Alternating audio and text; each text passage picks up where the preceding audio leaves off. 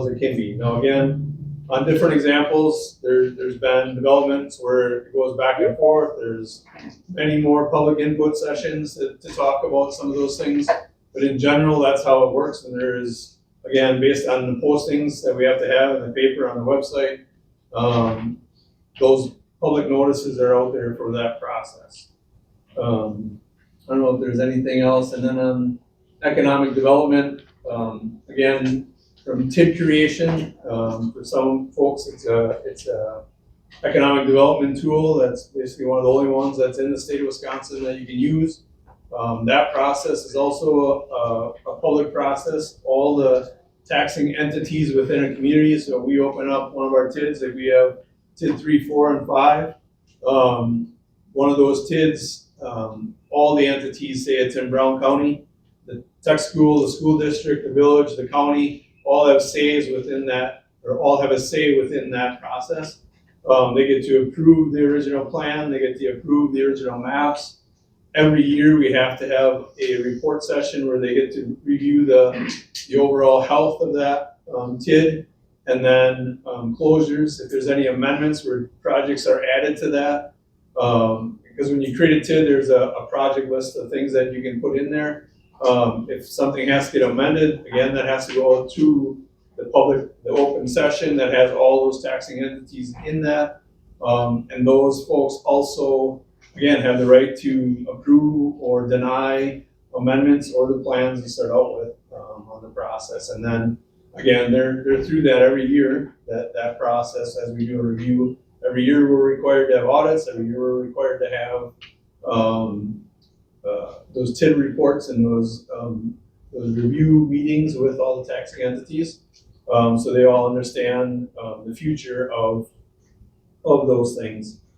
I think when you talk about TIDs too, it's probably important to note, correct me if I'm wrong, but right now we're maxed out on TID creation, so we're unable to increase TIDs in any other areas. I don't know if the board has anything else to add on some of those processes or budget. I know budget, again, I'm not going to go into a lot of it. A lot of information in that overview as you look through that. And by all means, if there's other questions on budget, everything is public knowledge.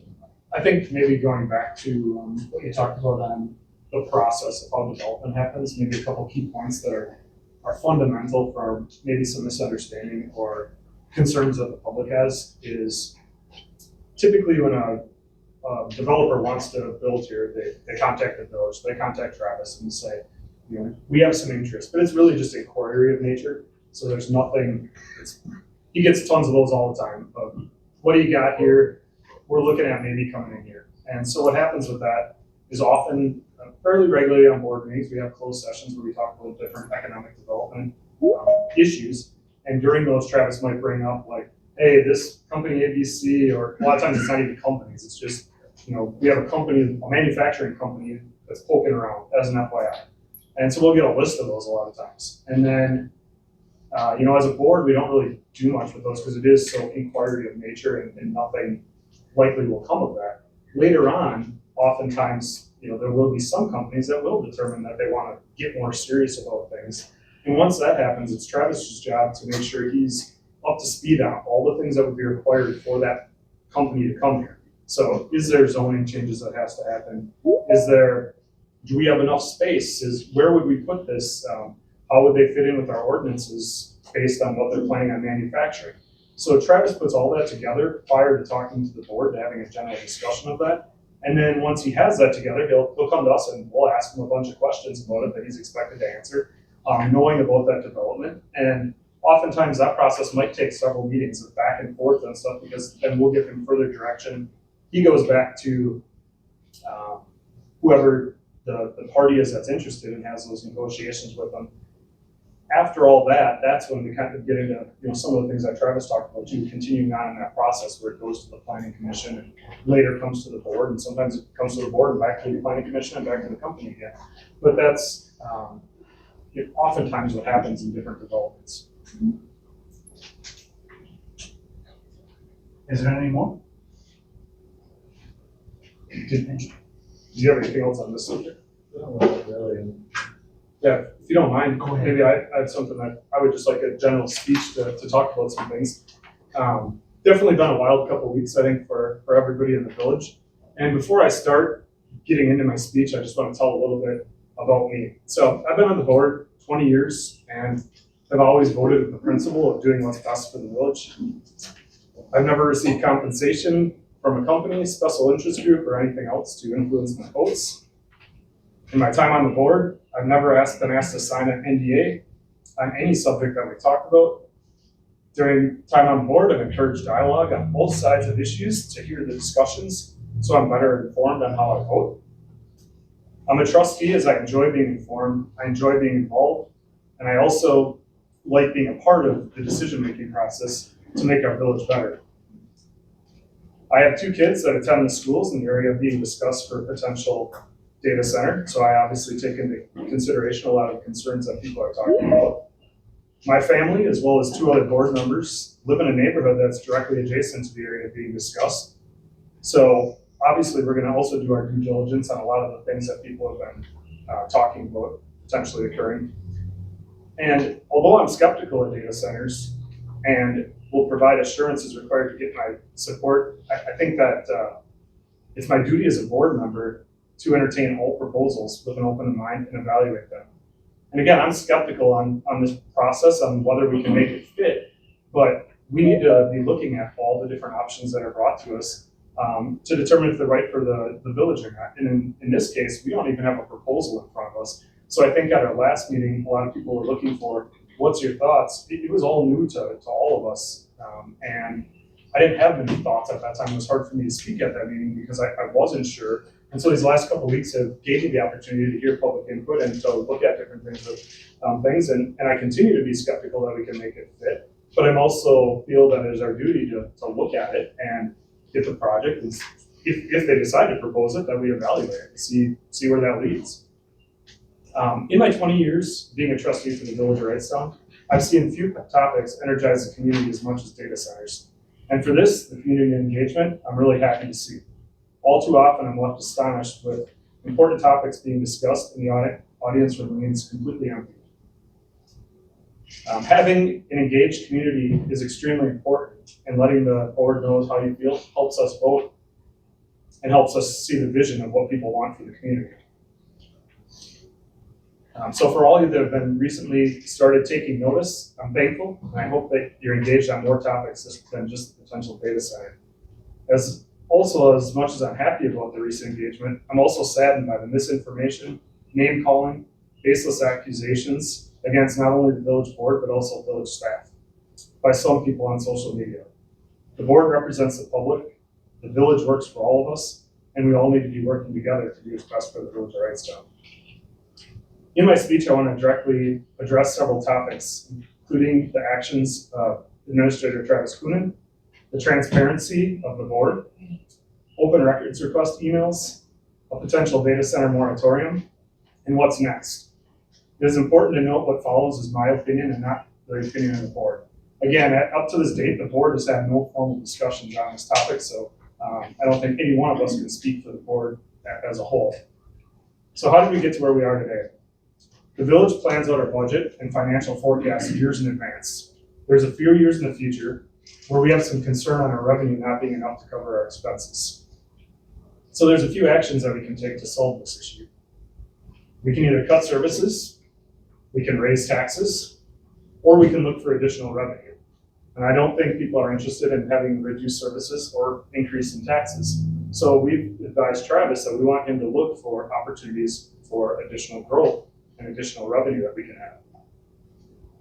And we do have a lot of growth in our TIF districts, but like we just talked about, that growth in the TIF districts, we're not going to see that revenue until those districts close. And some of those are off 10 plus years, 20 years. So it's going to be a while before we see some of that revenue.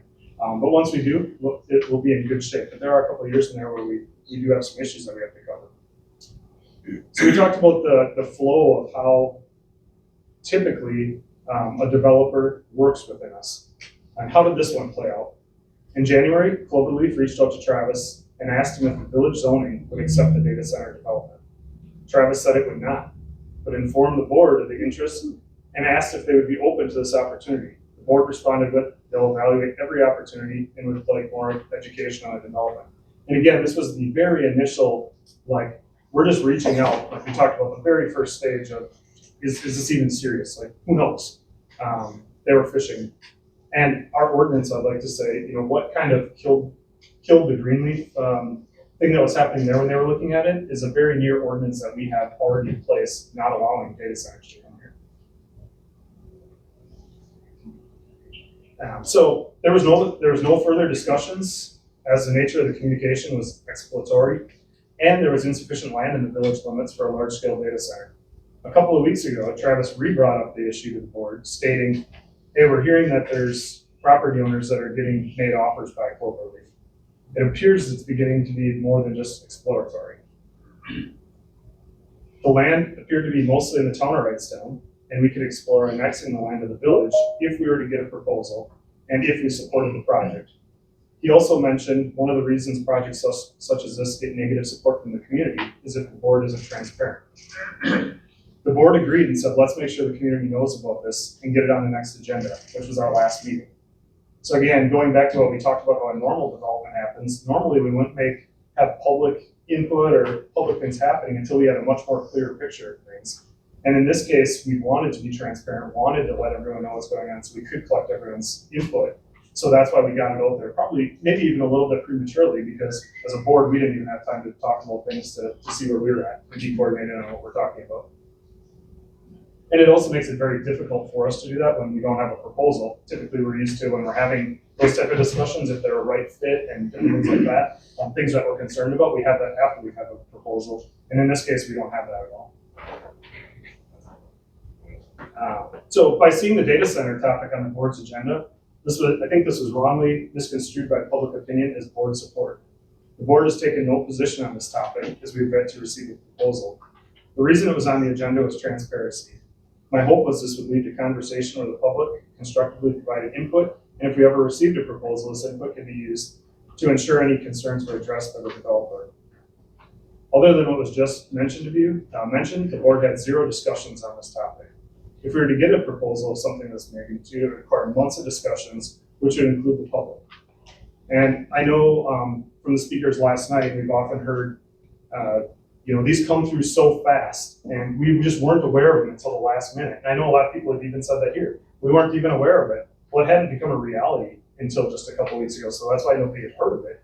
And so I think everyone's hearing it at the same time, and maybe it came as a shock to all of us.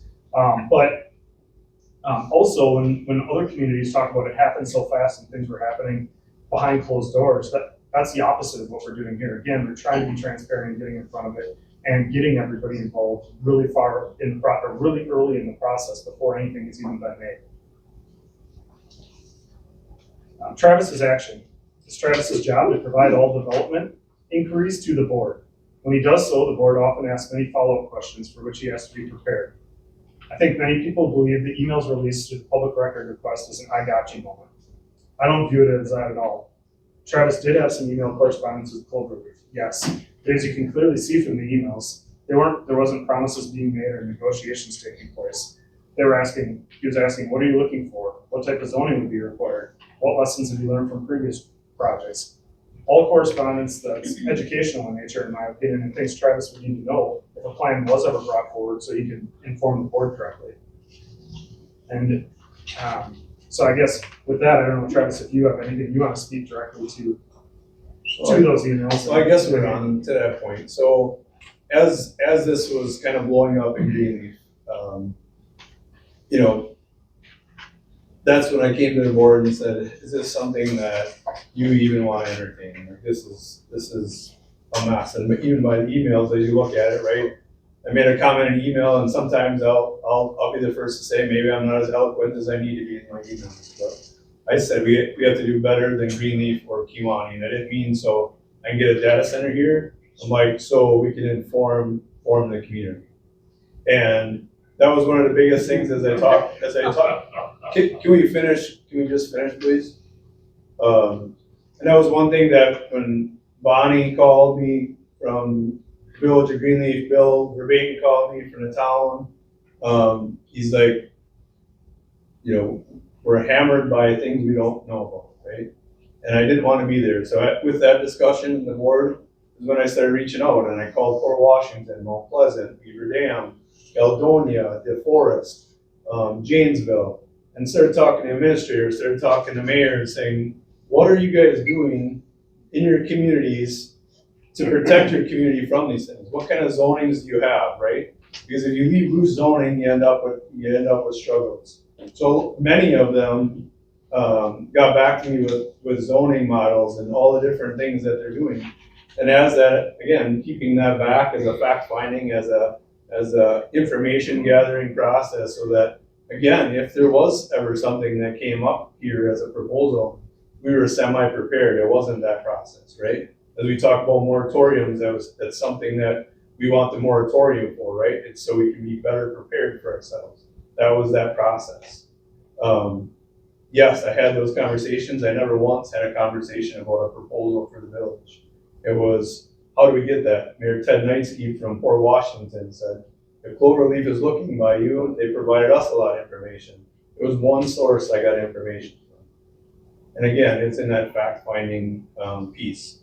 And again, to that point, to Andy's point, it's something that I've done on all of it, right? So when Tweet Garrett was looking to build in Wrightstown, or I heard they were building a new facility, right? I both had discussions with them. I reached out to many other folks trying to figure out if Wrightstown was the right fit for Tweet Garrett. And we're lucky enough to get him. Kemp's Ace Hardware. I reached out. Kemp's didn't just find Wrightstown because it's the amazing, tranquil place. I've chased them for 10 years to get a hardware store because based on surveys that we've had for the last 2 decades, we need a hardware store.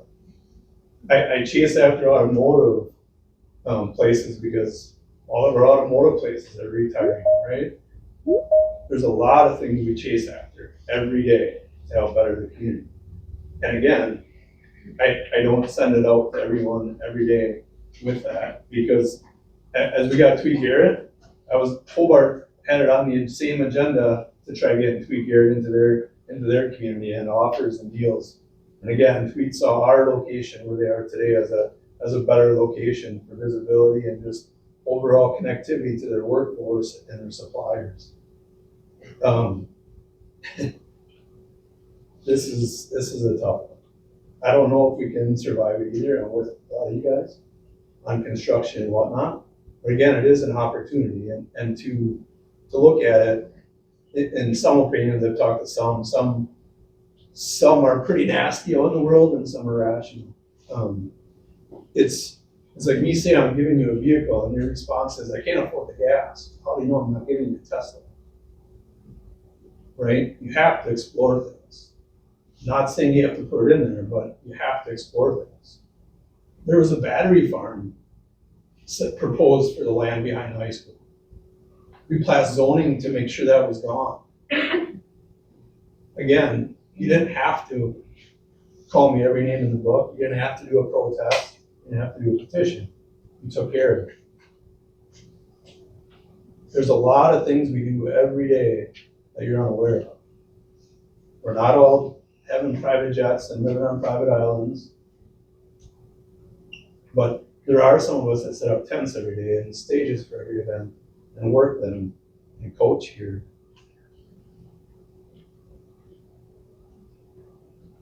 So let's just be kind and watch what we're doing. We have your back. As much as you think we don't, we do. And I love hearing from our residents. And for all of you that are here, thank you. For all the outside voices that could be questionable, please give me your input. Send me the emails. I've got 25 to 30 a day from all the above to run it through the process. I think everything deserves the process. To hell no, we don't need it in the village, right? And all of the above. I don't think there's a name I haven't been called or my family.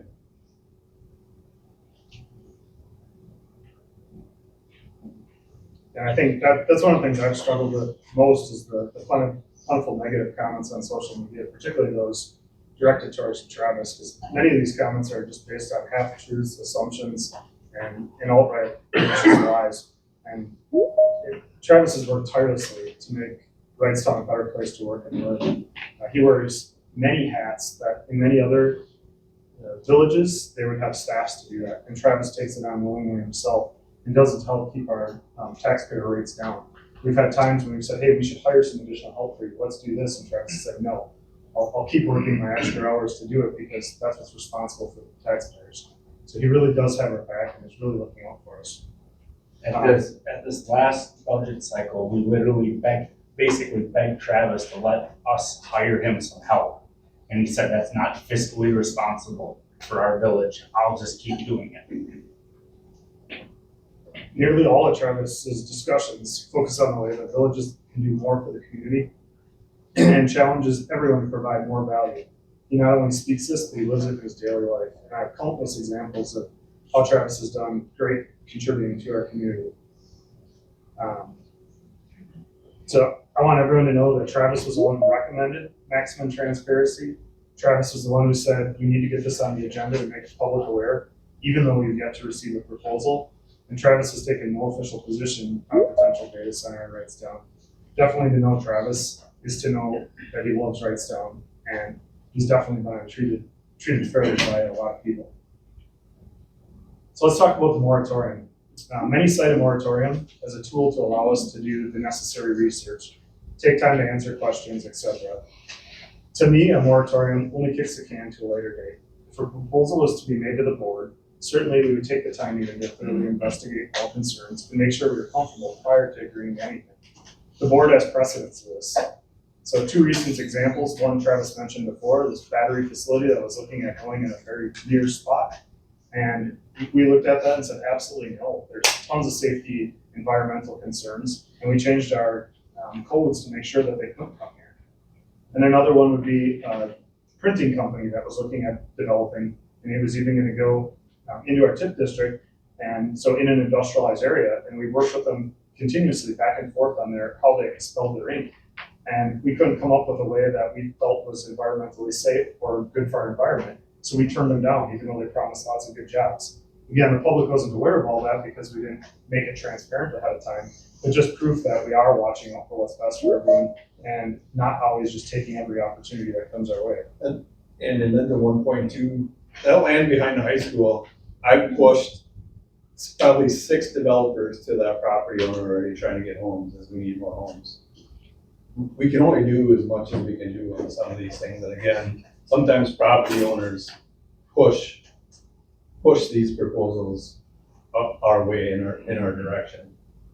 And we're not always able to do the same, right? We know we need houses. We know it's a great spot for houses.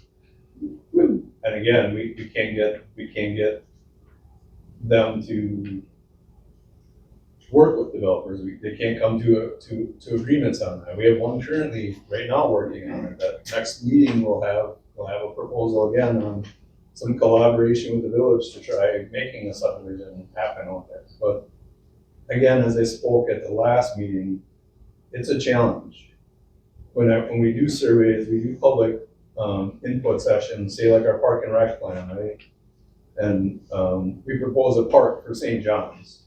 I had people that said that was going to ruin the world because I had a soccer field or a baseball field and it was going to bring too much traffic to their neighborhood.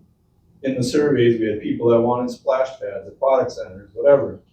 So for poops and grins, we put it in our comp plan in a conceptual design.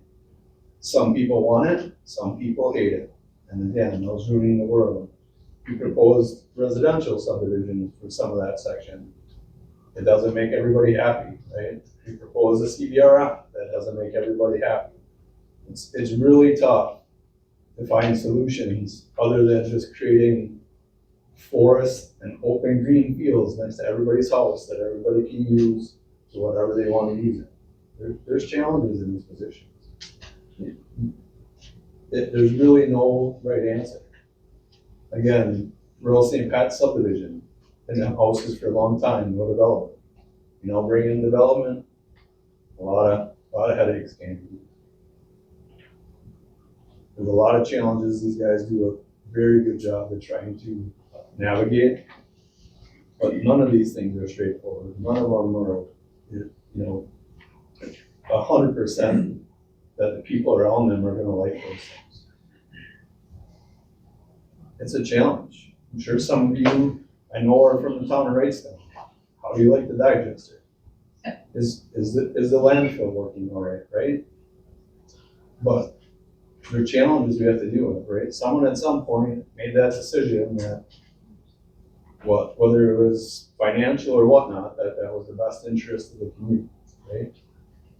Maybe now it's not, but again, you take what you have at the time and do your best. My opinion, again, is just that the moratorium isn't necessary. There's over 5,000 data centers in the United States, so I think there's plenty of examples that we can look to of things that have gone right and things that have gone wrong, and we can use those to address any potential development that we might have.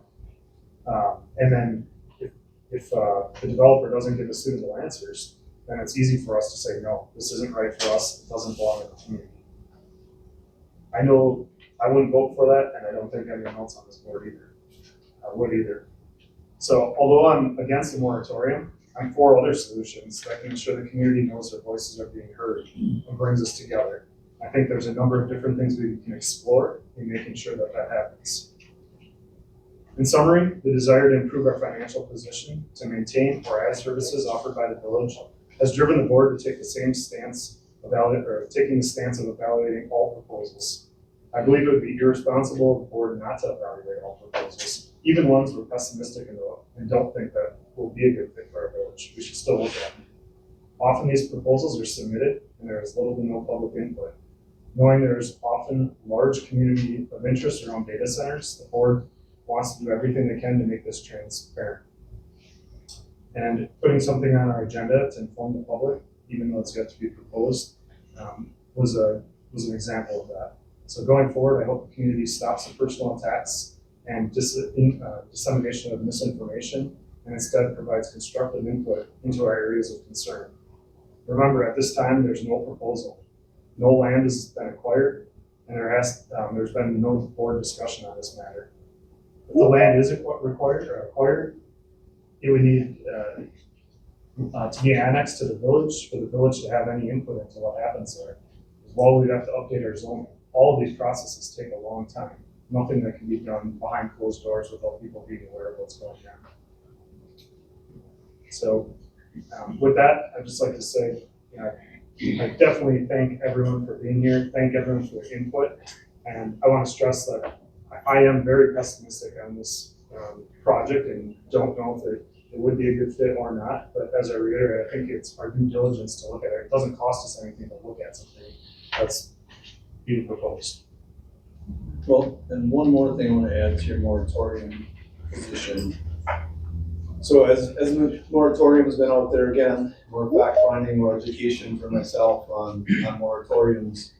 I look at statute on moratorium, and this is Wisconsin State Statute 66-1002.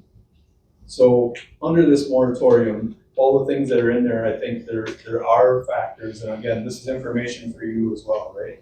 I'm not trying to block it. If you want to do it, that's more than fine, and the board will work through that. But there are some things based on the legal advice from the League of Municipalities that we are in the planning stage. So that first section in number 2 up there on the screen, and anybody who wants this, again, 66-1002, you can find this. Basically, as you're going through comp plans or have a comp plan, all those planning things that allow you to have that spot. But then A and B, as it says here, there's some exemptions, but then you also have to have at least one of these that apply. The first one, and you guys can read it for yourself or dig into it, but basically this one says there has to be a overburdenance on your, or a shortage on your utilities. So Travis, this would be. Can we just, there's probably people like me that would struggle to read this. Can we just read it? So Yeah, okay. So that way everybody is getting the same information. Yep, so, and again, moratoriums are allowed. So subject to the limitation and requirements specified in this section, A municipality may enact a development moratorium ordinance if the municipality has enacted a comprehensive plan, is in the process of preparing a comprehensive plan, or is in the process of preparing significant amendments in response to substantial change in conditions in the municipality, or is exempt from requirements described in 66-1001 3M, and if at least one of the following applies. A, the municipality governing body adopts a resolution stating the moratorium is needed to, I'll just go back to the first part, number 2. We do have a comp plan, and we are in a statutory comp plan review right now. So that works. A, the municipality governing body adopts a resolution stating the moratorium is needed to prevent a shortage in or overburdens of public facilities located in the municipality, and that such shortage or overburdening would otherwise occur within the period in which the moratorium would be in effect, except that the governing body may not adopt such resolution unless it obtains a written report from a registered engineer stating that in his or her opinion, the possible shortage or overburdening of public facilities justifies the need for a moratorium. This one, again, I think with some of the things that, facts that people are bringing forward, it could be right. We might be able to find an engineer that would give his opinion or her opinion on this. But again, I think before someone puts their stamp on that, there would have to actually be some sort of proposal so they can say whether it would be burdensome or not. But again, just for the fact of information. And again, not saying we wouldn't pass a moratorium, but I want to make sure that everybody that is pushing for that, also we have to find that solution. Because we have to have either A or B to be able to pass this ordinance. The municipality and B, the municipality governing body adopts a resolution stating that the moratorium is needed to address a significant threat to public health, safety that is presented by a proposed and anticipated activity specified under subsection 4, except that the governing body may not adopt such resolution unless it obtains a written report from a registered engineer or public health professional, stating that in his or her opinion that the proposed or anticipated activity specified under subsection 4 presents such a significant threat to public health and safety that the need for a moratorium is justified. Now again, with some of the facts that are presented, not saying they're not facts, because I think when people talk about contaminations and some of the things, you can find instances where these have happened, right? But again, on this one, you'd have to find an engineer to put a stamp on it saying that an unspecified proposal right now is going to cause this health risk or a health professional. And again, for information, for folks that want to help push the moratorium, one of these two have to be accommodated by statute. And as we review this, or legal counsel reviews it, again, I'm not going to try stopping a moratorium, but they will make sure by statute when we pass ordinance that one of these fall within that classification. Otherwise, we're being unlawful by passing an ordinance if we're not meeting the requirements of statute. And what subsection 4 is, I'm reading it here. Development moratorium ordinance enacted under this section applies if any of the following is submitted to the municipality on or after the effective date. A rezone request has not been done. A plot or certified survey map we don't have, or a subdivision of a plot or other lands has not been brought before us. We believe we do not have legal standing to enact a moratorium right now. We do believe that our zoning protects us. So, as Travis stated, your petitions, whatever, you're welcome to bring them to us. We will send that to our legal team to figure out if that's something that we can do by law or not. And to Ryan's point, when we talk about legal team, I know there's been some feedback on our legal representation at these meetings being the Port Washington lawyer, right? We cannot use our current lawyer because in the Greenleaf situation, and even at yesterday's session at Gnarly Cedar, the lawyer that was speaking to that point works for the firm we use, so we can no longer use our firm because there's a conflict of interest. They will not cover us on this topic, basically because that lawyer spoke at the Greenleaf and provided a conflict of interest in their eyes. So we had to look for a new legal counsel. And again, when I'm looking for legal counsel, do I look for one that is a divorce attorney, a marriage license person, a real estate attorney, or do I look for a lawyer that has dealt with this in the past? In my opinion, it's going for someone that has dealt with this in the past. I think you mentioned an important point too that I brought up in my presentation, but maybe didn't stress it enough, is we do have ordinance in place right now, that or zoning in place that does not allow a data center to be here. So I think we are protected from any immediate action as well. We would need to change zoning in order to make that happen, and that doesn't happen overnight. I know, Andy, Go ahead. I know, Andy, you started off your presentation. Speak up, please. Yep. Sorry. Thank you. Andy, I know you started your presentation saying that you weren't gonna speak for the rest of the board, but I do want to put it on record that I do strongly agree with, almost all of the points that you've made. And I do want the community to know that, a lot of the emails, texts, phone calls, Facebook, messages that I've received, everyone says how much they love the community and how something like this would make them run or affect their family, right? I think one piece that we're missing is that this village was not built, like Rome wasn't built in a day. This village was not built in a day to be what you love and call home without Travis and the rest of the village staff. So I just want you to keep that in mind, that when you go to Tunes on Tuesday with your family and your kids are enjoying the bounce houses, Travis is the one putting those bounce houses up for your kids. When we're talking about Staff. having, what's that? Staff. Staff, I apologize. Travis and staff. When we're looking at having National Night Out here in our community, again, that is our village putting that together. And so please, in all due respect, just keep that in the back of your mind when stating your opinions as well. Nicely done. Nice. Both of you. Is there anything more to add? No. Oh, I do, sorry.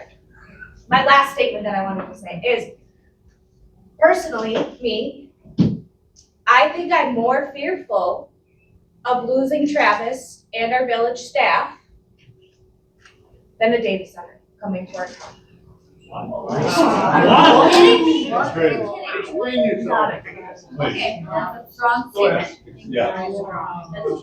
We appreciate your transparency. That is my opinion, again, that's not, Wow. Wow. Call it again, let's, Okay, thank you. no proposal's been put before us, but I do fear what our community would look like if the village were to walk out tomorrow, okay?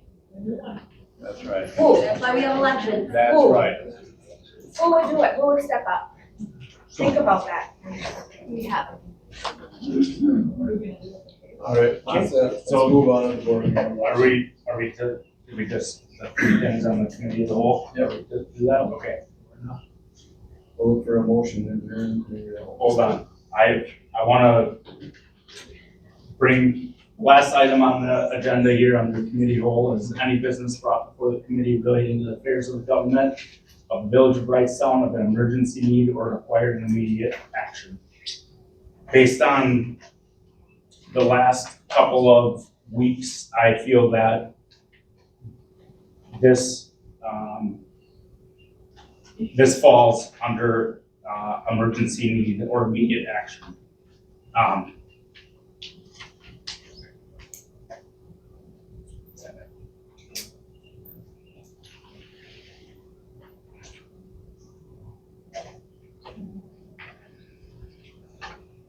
Things that have been said to me are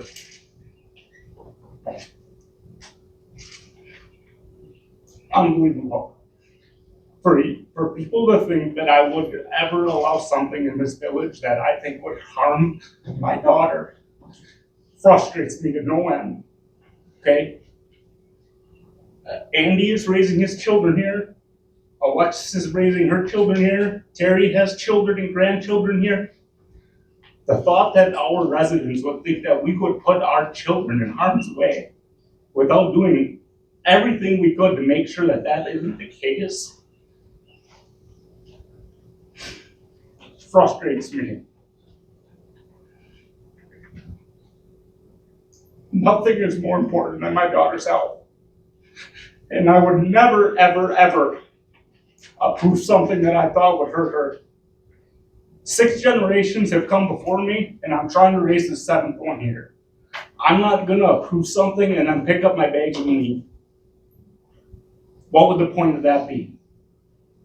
I care deeply about this community and about the residents, my child, and every one of your children, and your finances. And my promise to you is that when I ran for this position, that I would do everything in my power to protect this place. We're open to listening. That is it. To gathering information that is accurate, that is factual, make a determination on if this would be right for our village, for our children, for generations to come. Some of you may not know that, or maybe you do. About 5 years ago, 4 years ago, the town of Wrightstown decided to incorporate. That decision changed the landscape of our community forever, okay? Our ability to grow in a year is gonna be limited substantially in Brown County. We will be surrounded by the village of Greenleaf, and the village will struggle mightily to annex anything from another village. In an effort to protect the financial well-being of this community, we are looking at options that could set us financially in a good position. This was one potential way.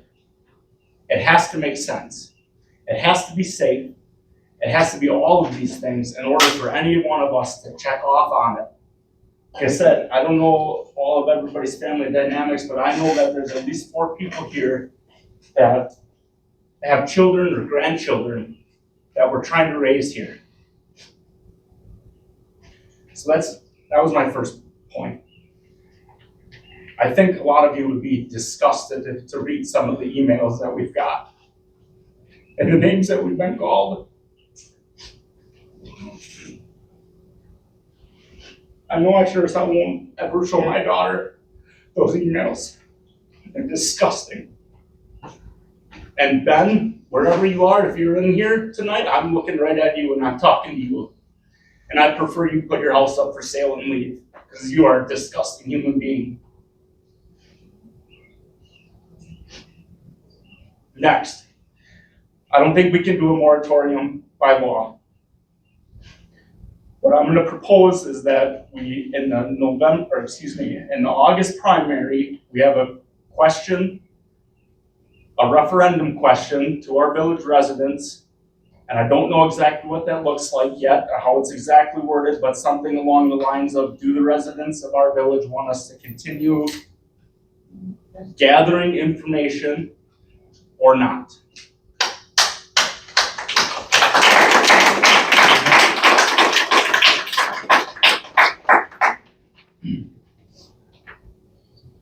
As if the board decides that that is what we want to do, I'm only one vote. We can discuss it.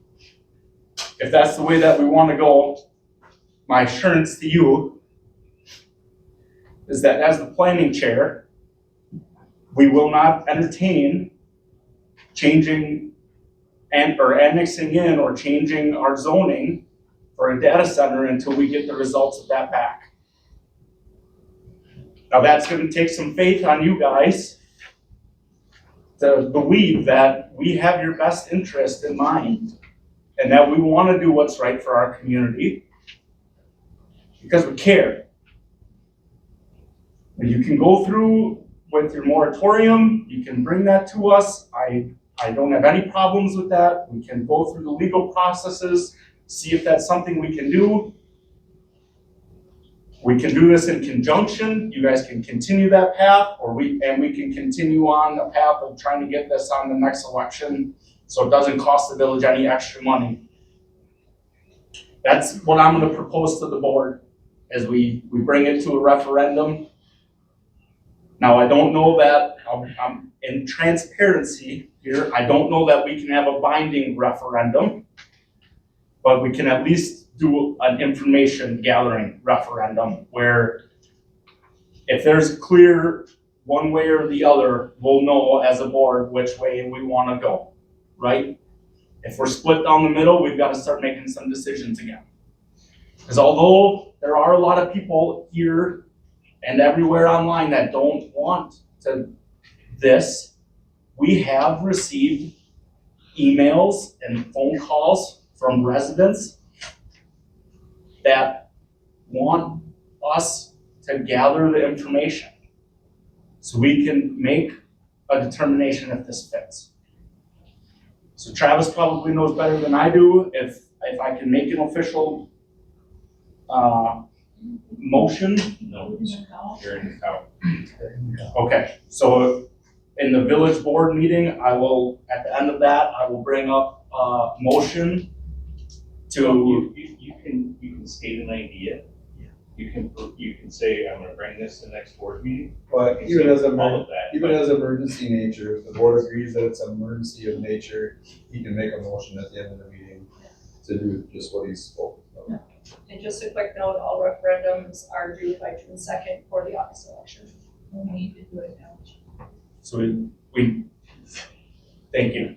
So we need to make a motion tonight because we don't have another board meeting before that. And we need to get our village staff working on that. So that's what I will propose in the village board meeting. Like Andy said, we really appreciate everybody coming. Truthfully, I wish every board meeting looked like this because it would give us invaluable information, right? We usually have 1, 2, maybe 3 people come to these meetings ever. I've been on the planning commission for 2 years. I have never seen a resident come to a planning commission meeting. We've had the people that are petitioning the planning commission, but not a resident. These meetings are here for you. So that way, everybody has a chance to make their voice heard. That's all I have to say. Anybody else? Go ahead.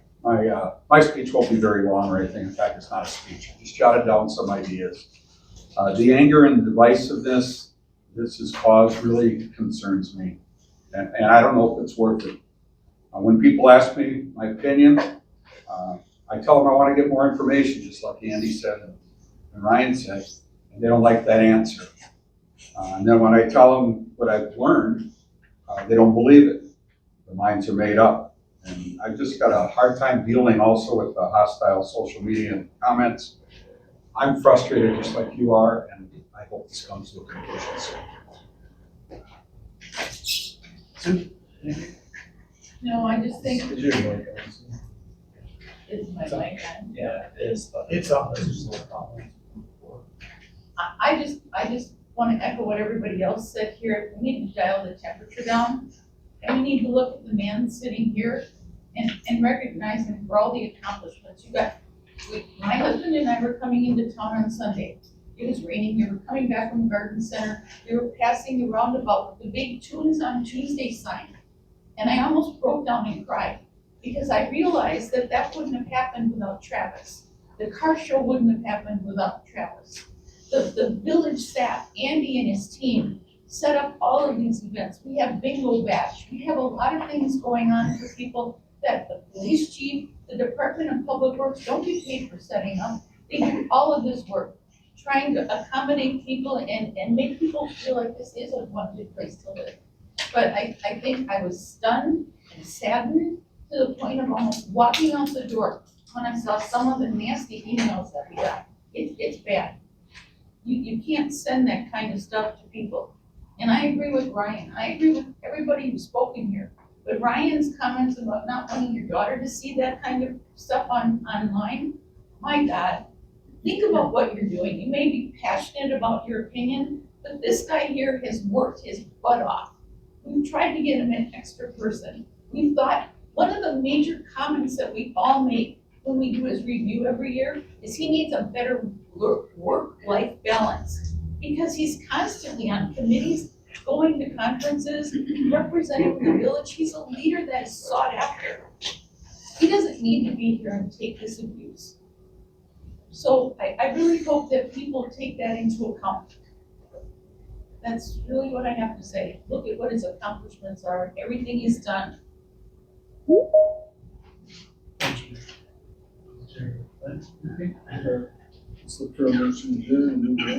Okay, make a motion to close the committee of the whole. Motion by Andy to close the committee of the whole. Second. Second by Sue. All in favor? Aye. Opposed? Motion carried. Village board regular session. Make a motion to approve prior meeting minutes. Motion by Andy, Second? second by Brian. Any questions? All in favor? Aye. Opposed? Motion carried. The vouchers are from April 30th through May 14th totaling $89,387.44. Make a motion to approve vouchers as submitted. Motion by Sue, Second. second by Terry. Any questions regarding the vouchers? Hearing none, all in favor? Aye. Opposed? Motion carried. Scheduled appearances, Mr. John Troutman. Good afternoon. Again, just as a reminder, here every year, my name is John Troutman, principal with Clifton Larson Allen. The intent of my presentation tonight is really just a high-level 10-15 minute look back to the 2025 financial statements.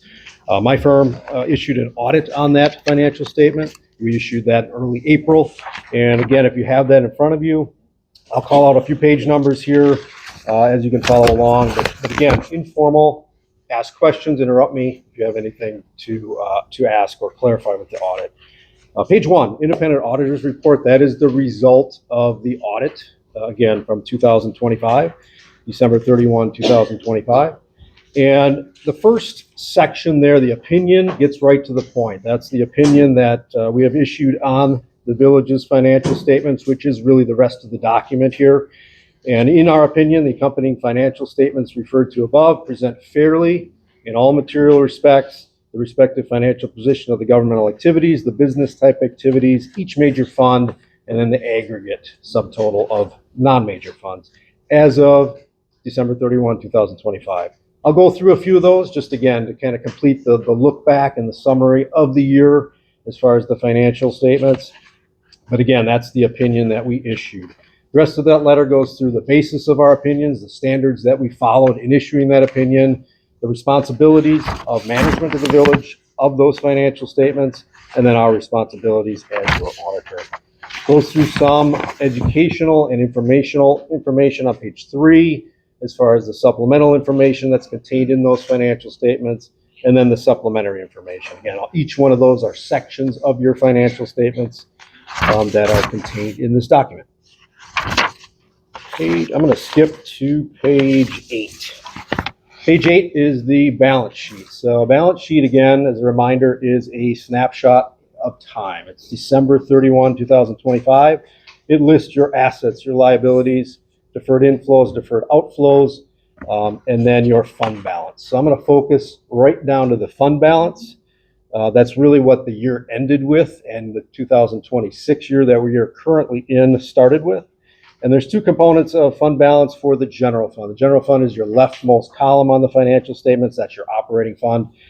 That's where the majority of your general revenues and expenses, including tax levy, reside in.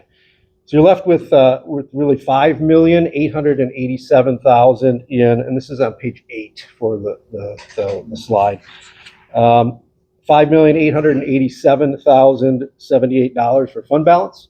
Two components of that. There's a restricted amount, $16,572. That's outside the village's control. That's a restriction made on that money. The rest, $5,870,000, is what's available to you. That's your reserve. That is what carried over into 2026.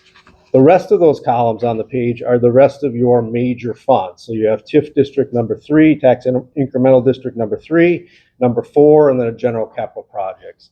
Those elevate to major fund status. That's why they show up on the front.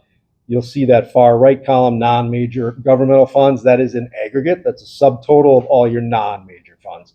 All of those funds are listed in the back of the document. All said and done, all funds in the 2025 column, you have total liabilities, deferred inflows, and resources of fund balance, $12,218,000. You'll see the fund balance there, even though you have $5,887,000 in the general fund, you have a negative $952,000 in the total. And the reason why, you can see that from the tax incremental districts as a point in time. Again, we talked a little bit about it as far as the TIF districts, the TID districts, basically they're 15, 20-year life. Well, this is as of a point in time. This is as of December 31, 2025. So you see there's negatives. As that TIF increment goes through its life, it becomes positive. You spend money, it goes negative. The general fund balance, that $5,887,000, has to cover for that right now. That's why you have a negative fund balance. So it's important to have that fund balance to cover for those TIF districts as you move through the life of the TIF district. Your intention, of course, with the tax increment coming in every year, is that will be made up before the end of the TIF. As Travis mentioned earlier, all of that stuff is annually looked at, required by the Department of Revenue, and presented in an annual meeting, a TIF annual meeting every year. So again, more information on that is available every single year. Page 10 switches gears and talks a little bit about the entire year. So page 10 is the income statement, essentially. The official title is the Statement of Revenues, Expenditures, and Changes in Fund Balance. Same funds, so you have all of your major funds listed there. And you have all of your revenues on the top, all of your expenditures in the middle, other financing sources and uses, ending in that same fund balance number. So you can see the balance sheet was a snapshot in time. Where did you leave off at the end of the year? This is everything from January 1st, 2025, all the way to December 31, 2025, aggregated together. So you can see your general fund revenues, $4,794,000, compared to expenditures, $4,230,000. So you have revenues over expenditures of $564,000. Below that line, you have your other financing sources and uses, transfers in, transfers out, brought a use of $273,000, bringing that down to an overall change of $290,000. That's how you got to the $5,887,000 from the $5,596,000 at the end of 2024. You can see that same data for the two TIF districts and then the general capital project fund. So that kind of rounds out the financial picture of the year 2025. Turn to page 12. I'll briefly point out page 12. Page 12 is really that same exact financial statement, that same exact income statement, except it shows the budget. And this is a really valuable statement. If you're going to look at one statement for the year, this is probably the one you want to focus on, because it not only shows your actual in the third column there, but also brings in the budget. So you can see how you did from a budget standpoint at every functional line item. So I'll point that out, especially to your citizens here, where you want to look at that page as far as the budget to actual. Page 13 switches gears completely. We talked everything up to that point about governmental funds. This switches gears, and this is the proprietary funds.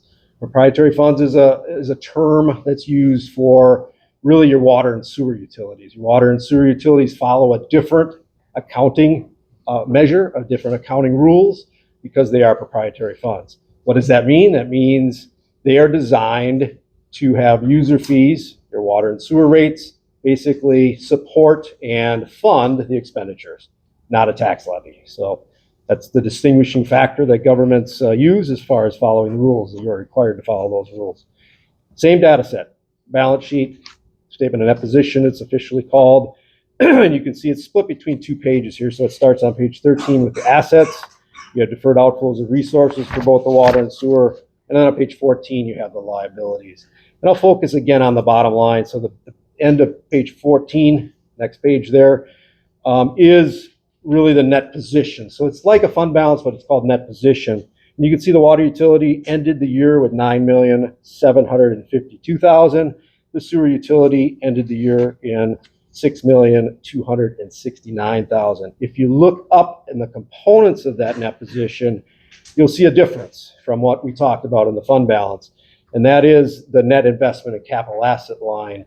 Because of the nature of water and sewer, heavy infrastructure, heavy equipment and buildings and things like that in order to provide water and sewer service, the majority of your net position is tied up in those assets, and that's what that line item is. So of the $9,700,000 in the water utility, $8.4 million is tied up in those assets. Similarly, in the sewer utility of $6,269,000, $4,742,000 is tied up in the net assets.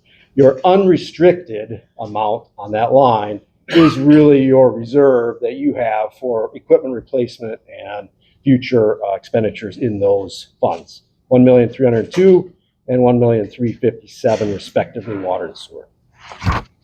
Page 15, kind of close out on page 15 here. That's the income statement for the water and sewer fund. So you can see, again, the entire year. You can see your operating revenues on the top, operating expenses, kind of focus in on that operating income. Again, operations is your user fees coming in, and then the cost of providing the service. So $66,000 for the water utility, $313,000 for the sewer utility.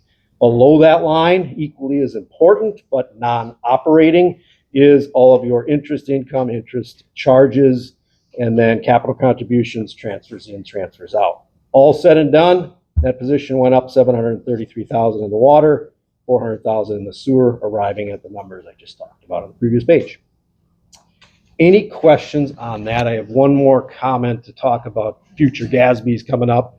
This year, 2025, if you've heard me in the past, we've talked about all the changes and all the GASBs and all the new rules that the financial statements had to follow in the year.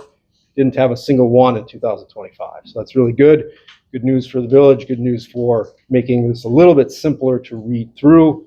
There is some new ones coming. They're a little bit less aggressive, maybe a less work than some of the changes that you've went through in the past 3-4 years with the liabilities that were added for GASB. So again, good news on that front. One of the changes that you will see this year for 26 financial statements is just a tweak to that budget and actual. I kind of focused on that budget to actual income statement page. It's going to be a little bit of a difference in that, where they're going to show an additional column or two. So nothing significant. Again, all in the attempt to make these financial statements a little bit more transparent, a little bit more easy to read if you're not in the industry. So that's kind of the goal of GASB, is to try to make it a little bit more transparent in these financial statements. They're not an easy read, I understand that, but they are attempting to make them a little bit more that way. So any questions with that? I'll certainly open it up about the audit in general. Happy to take any questions. Any questions on the board? Any concerns or anything? No concerns. Again, there's always challenges, obviously. There's a lot of data that goes through the village, a lot of transactions and things like that. There's a lot of complications. TID accounting is difficult. It's you got to really be on top of things because it's a 20-year period. And again, you have audits throughout that process. But again, there's a challenge. There's challenging things to deal with as far as all the transactions. But again, you've done a good job as far as keeping things in order and having minimal audit adjustments, which is the goal of the village. So. Any questions from? Thank you, John. You bet. Thank you. Thank you very much. Have a good night. Zuki's Hiker.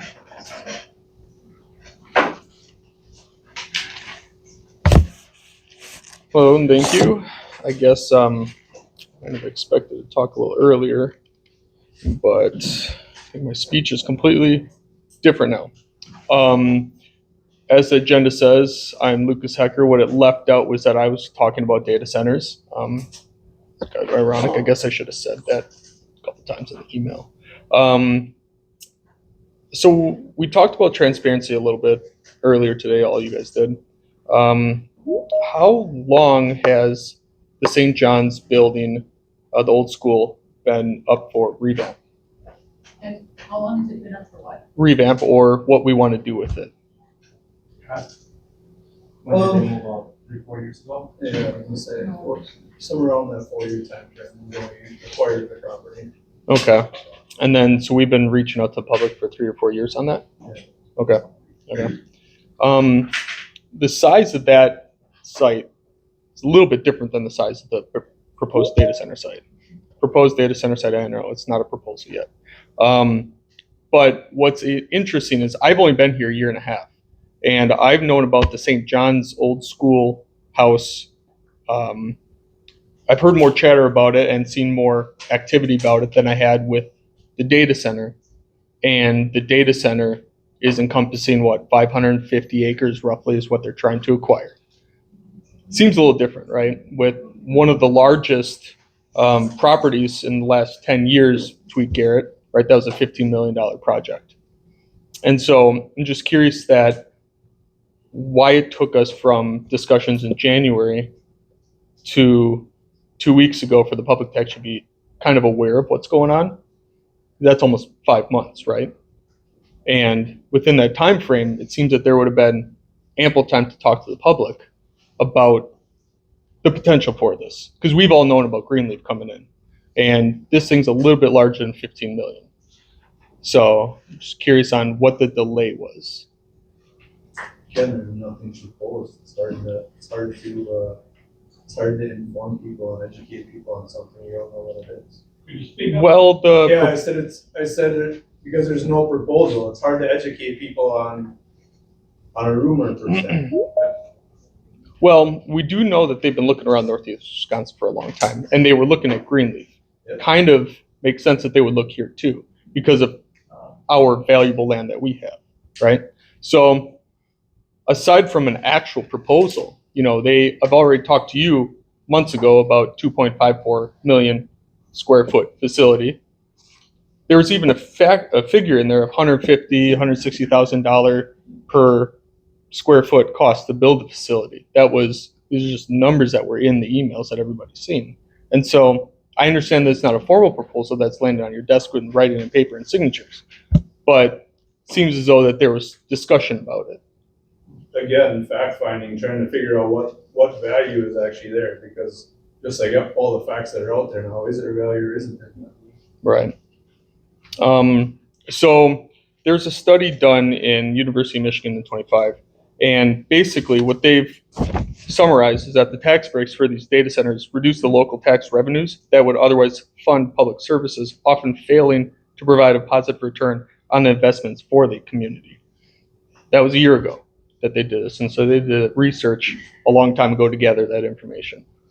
I feel like the fact finding, because you and I talked on the phone about 4 weeks ago, I think, and I asked you about the pulse on the community and the data center and who you talked to. And you told me local construction workers in there, and everything else that you've discussed with people have been from centers, or cities rather, that have either had a success with the data center or near close success. Well, Wisconsin is like this. Right. What about all the other places that have opposed it and pushed it away? And why haven't you gotten those experts?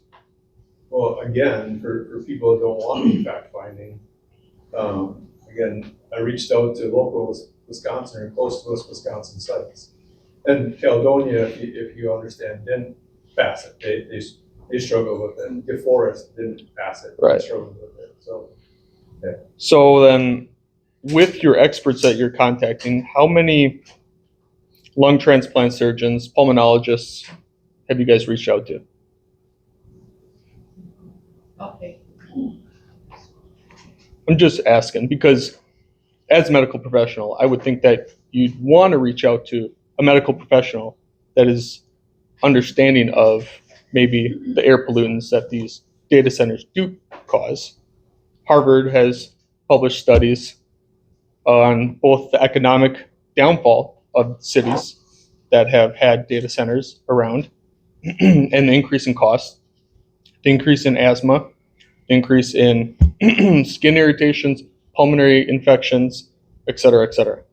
Okay, that data is out there. You can call a medical professional to figure that out. You would think that at this point, if we're talking about this, and it's been almost 6 months now since we've had speculation about this, we would have reached out to the opposing side for their values on this. And again, I did, Caledonia did it for us, like, again, if some of these are, this is what we're asking again, fact finding. If there's professionals like yourself in the community, get us that information.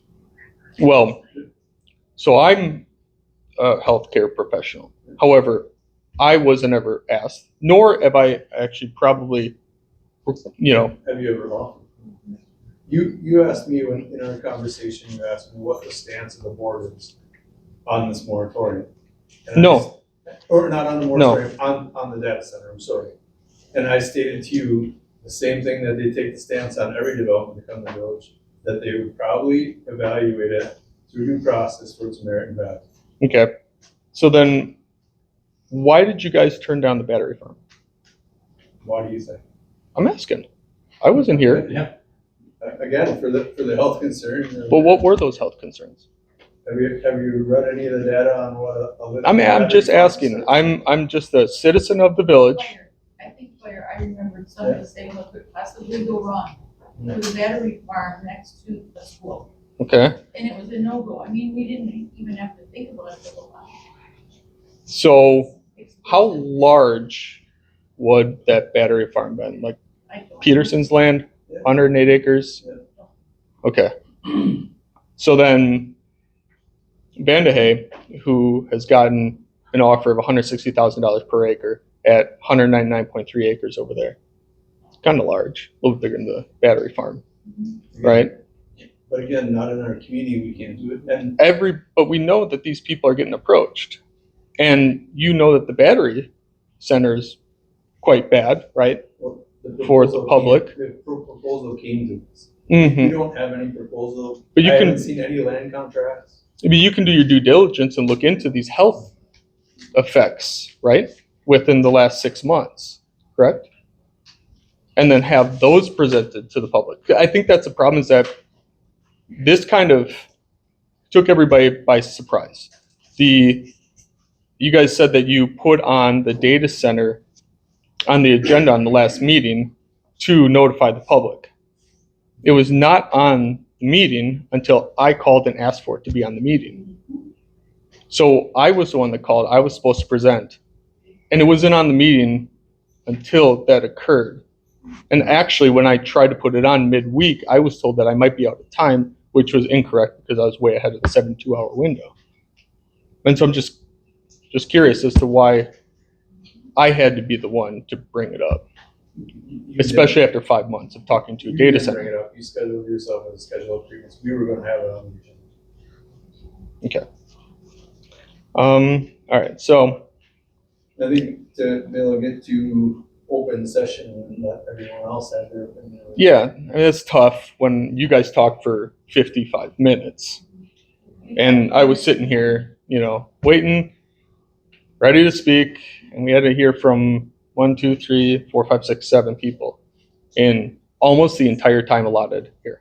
So now my 3 to 5 minutes it's cut. CPA got more time than I just did, right? You guys have the information in front of you. He could have just said, read the papers and get back to you. But this data center and all the environmental and health concerns that this pushes, and you guys haven't consulted any of those professionals. You've consulted construction professionals. You've consulted cloverleaf professionals. There hasn't been any other ones that you've brought forward to us. Yeah. We're bringing more professionals down to Gnarly Cedar. Okay?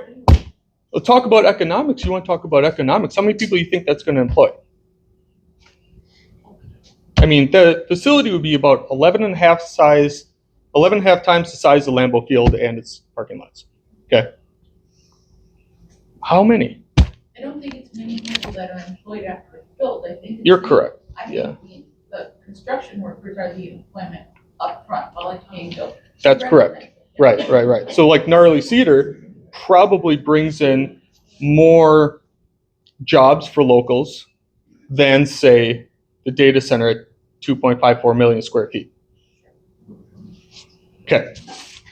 What's the growth of our town from 2018 to 2020? Or village? It's about 16 to 18%. It's pretty good. 20 to 26. Now, we're over 40% growth in this town. I mean, it's dominating Brown County, right? It's looking better than everywhere around us. And it stops next year. And it stops next year. Yeah, the town of Wrightstown will be the village of Greenleaf, and we will not be able to annex any more land in for subdivisions or anything. That was one of the things that attracted us to looking into this, is that it would potentially alleviate those concerns for really generations to come. Right, and that choice though was made, you had mentioned earlier today, like a while ago, that was a decision, 4 or 5 years ago, right? I don't know exactly when the town of Wrightstown decided that they were gonna go through their incorporation process, but we signed a 5-year order agreement with them, and it was right about that exact same time, and that is over in November of next year. So that was also with the idea of economics in mind. Pardon? That was also in the idea of economics and growth within the town in mind, that you made that choice, correct? What choice? We didn't make the choice. We didn't want that. Okay. The town of Wrightstown did, Yeah. for the sole reason of stopping the village of Wrightstown's growth. Okay.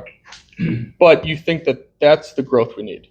No, we're not sure. That's why we're having listening sessions. That's why we're asking people to come No, I forward with their yeah, I fears. understand. That's why we're asking for input from yourself and from every community member. That's why we're hosting 4 informational sessions, so we can gather the information, what frustrates people with these, what scares people with these, what are people's concerns, and then we can go back if a proposal ever comes and we can say, look, you need to prove to us that these are not concerns with data, with physical data, and then we can take that back to the community and say, here's what it is, here's how they're telling us that it is not this isn't a concern, right? The pulmonary stuff isn't a concern, the skin irritation isn't a concern, the noise isn't a concern. Cancer, breast cancer, Right. premature birth, Since we have no, I mean, It's telling the me date, that but they the- have 550 acres, they might have 2 acres, they might have 10 acres, they might want to put up a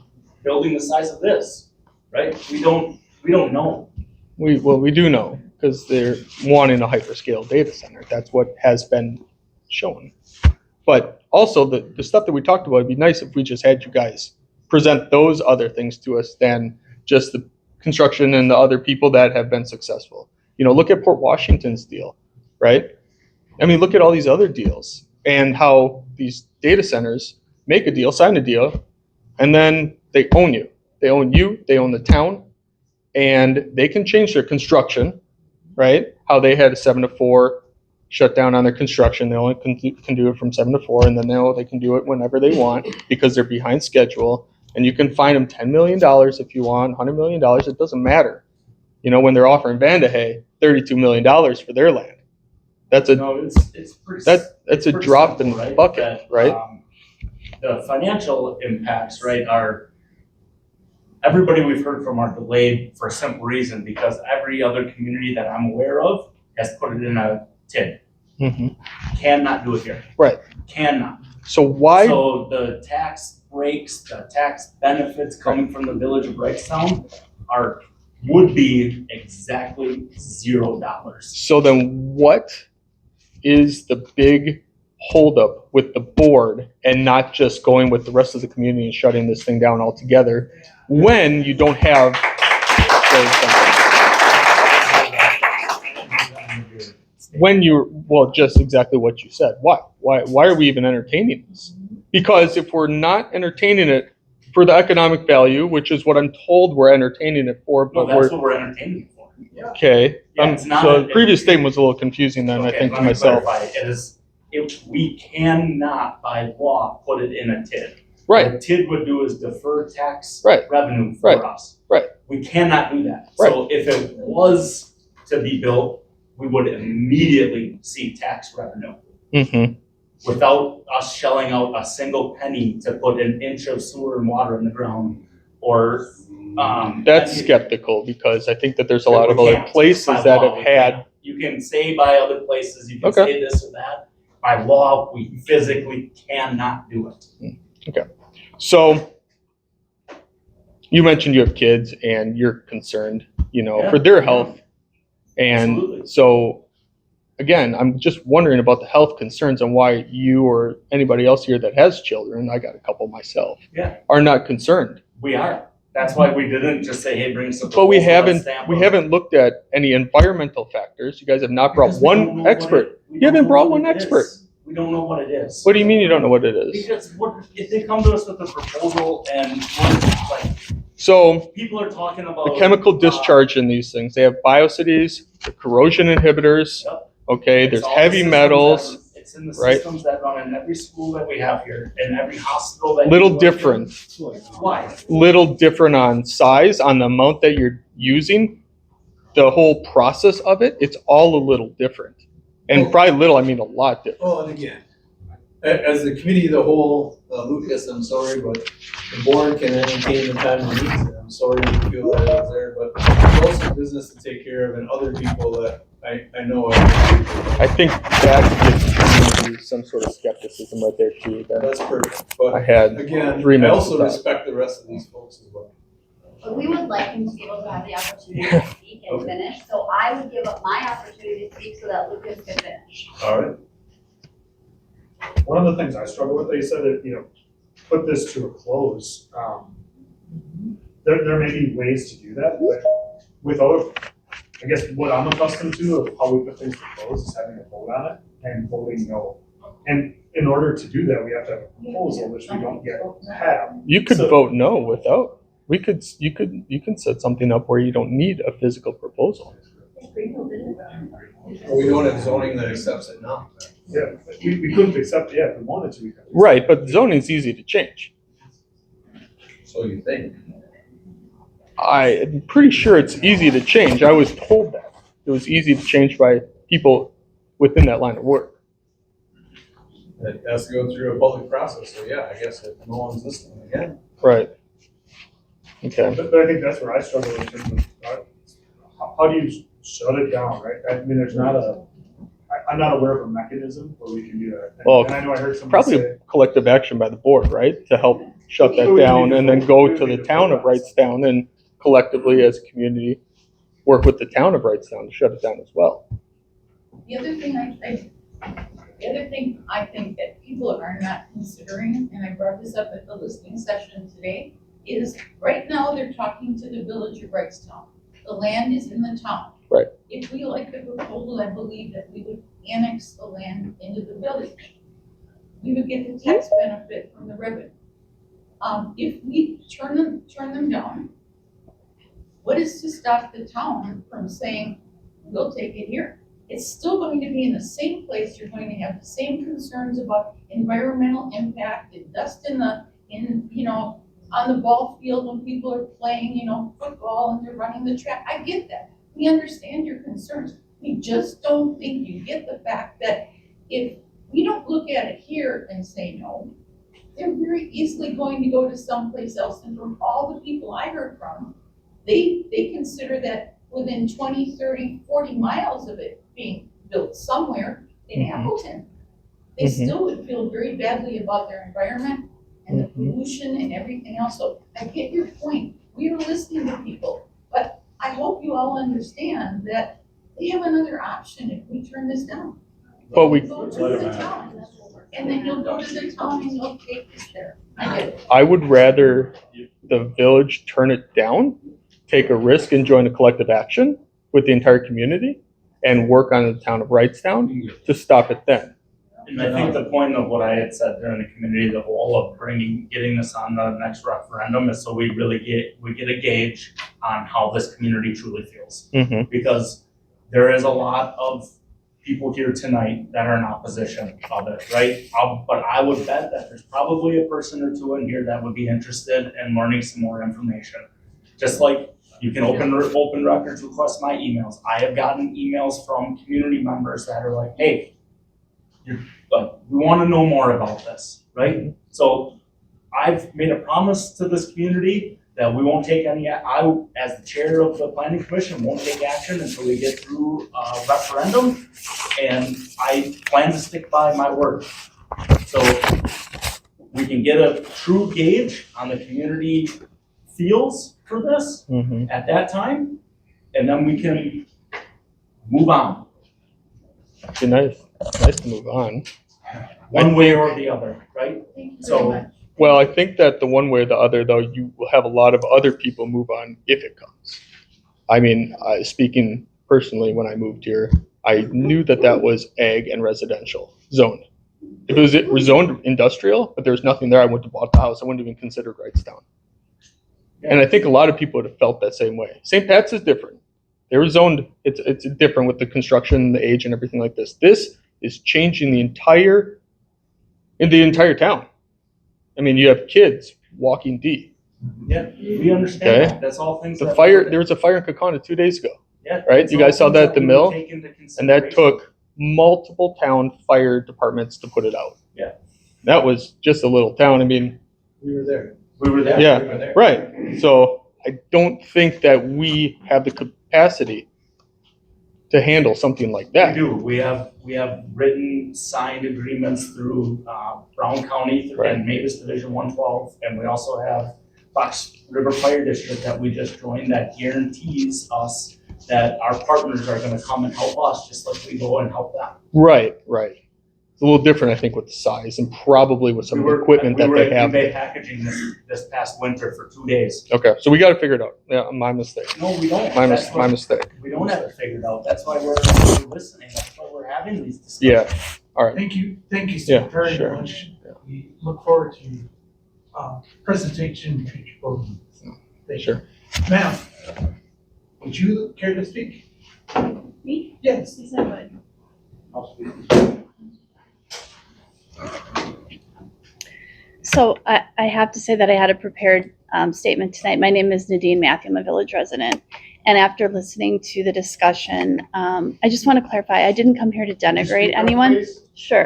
I didn't come here to denigrate anyone or to criticize a member of the board. Not sure if the batteries on this are good. But I think that just to echo a couple of sentiments that I think are very important for the board to hear. The first is just that I think I want to emphasize that language really matters.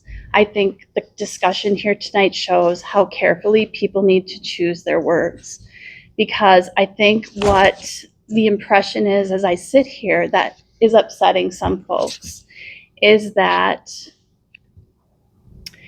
you're not acknowledging that a data center is qualitatively different than any other revenue source we could possibly bring to this area. The word I'm going to use is unprecedented, because it is unprecedented. These data centers in Wisconsin and rural areas are relatively new. And there's already a very good paper trail of research that I feel like some of the members of the audience are more well apprised on than members of the board. And that is okay for right now, but it can't continue that way. I think people, when they're concerned, do research. I do research for a living. And I think some of your research that you mentioned is concerning to me. Ted Knightsky is not a good research or resource for your decision making. Please consider other people. I think it's clear from your discussion that we need better legal counsel. It's hard to denigrate a lawyer who's involved with Isaac Walton and who cares about the environment, offering services to people gratis to educate them. I realize that that may have caused some difficulty with having Conway and Associates who you're used to, but let's find some good legal counsel. That is critical. It's critical for everything, but it's especially critical with the scale of this. So, so important. Our decision-making on this is only going to be as good as our information. And our information and the decision-making also is going to revolve around trust. And I think, again, here, language matters. When you hear that you're entertaining things, I'm really hoping also this is reported out in the media so that the nuances of this discussion is not lost, because this is a complex situation. In language, we cannot just offer simple comparisons, because you see what happens when people offer a simple comparison for a very deeply complicated process. You need to acknowledge that this data center is different. The scale of it is different. The profit margin is different. The fact that it's going to enrich people outside of this area but impact people inside of this area incredibly is different. So I think the reason people are charged up about this is because they're just trying to communicate that these things need to be taken with the gravity that inherently they have. You can't make offhand comments about any of these things. People will instantly think that you do not care, or that you're brushing it off, or you're relegating it to some other thing that does not make any impact on our community, on our lives, on our property values, on our home, on our health. All of these things are critical to all of us. My prepared stuff was very different, but I'm going to read just a little part of it because I do think it communicates really what I want to say. I have a number for you, and it's 1728, 1728. My house is about 1,700 square feet, and it is the total real estate that I own in the world. I don't have a home outside of it. I don't have a vacation home. I don't have a cottage. I don't own hunting land or rental properties. My home here in Wrightstown, which I love, represents a huge percentage of everything I have in the world, and I have worked hard for it. Here are some other numbers I associate with Wrightstown. 1 family-owned grocery store, 1 post office, 1 funeral home, 3 churches, 1 bridge. Finally, I have a very small number. It's a non-number. 0 is the number of people I have spoken to who support a data center. I do think most of the people I've spoken to have done research on this topic. They are very, very aware.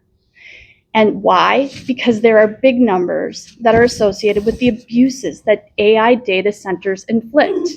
Tens of thousands of gallons of water a day, 24/7, 365 exposure to vibrations and light, some of which you can't even hear or aren't auditory, but they exist. Years and years of construction damage, years and years of construction traffic, acres and acres and acres of concrete jungle that was once arable land or potentially developable land in other ways, which just won't be. Big toxicity, forever chemicals, PFAS, heavy metals, those don't go away. All of these numbers, these big numbers, spell huge problems for little Wrightstown. And to me, it is clear that we do need to shut this down. I understand what you're saying about a moratorium not being feasible. If it's not, we've got to find another way. I am with Terry Schaeuble. I want this gone now. This is bad for our community. Thank you very much. Yes.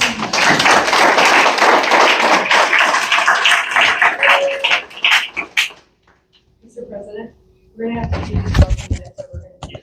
This will be 2 minutes. My name is Brian Matthew. I have family and lived in this village for 22 years. My son is the municipal judge. I tell my 89-year-old father, Dad, scammers want you to act fast, so don't respond. Hang up. Now I'm telling you, board members and Administrator Coenen, data center representatives are scammers. We're banking on you to act fast. Don't respond. Hang up. Slow down. Greenville's Plan Commission voted just yesterday to recommend a 12-month moratorium on data center development in their village. In my opinion, any of you who are unwilling to do the same do not represent us. Thank you.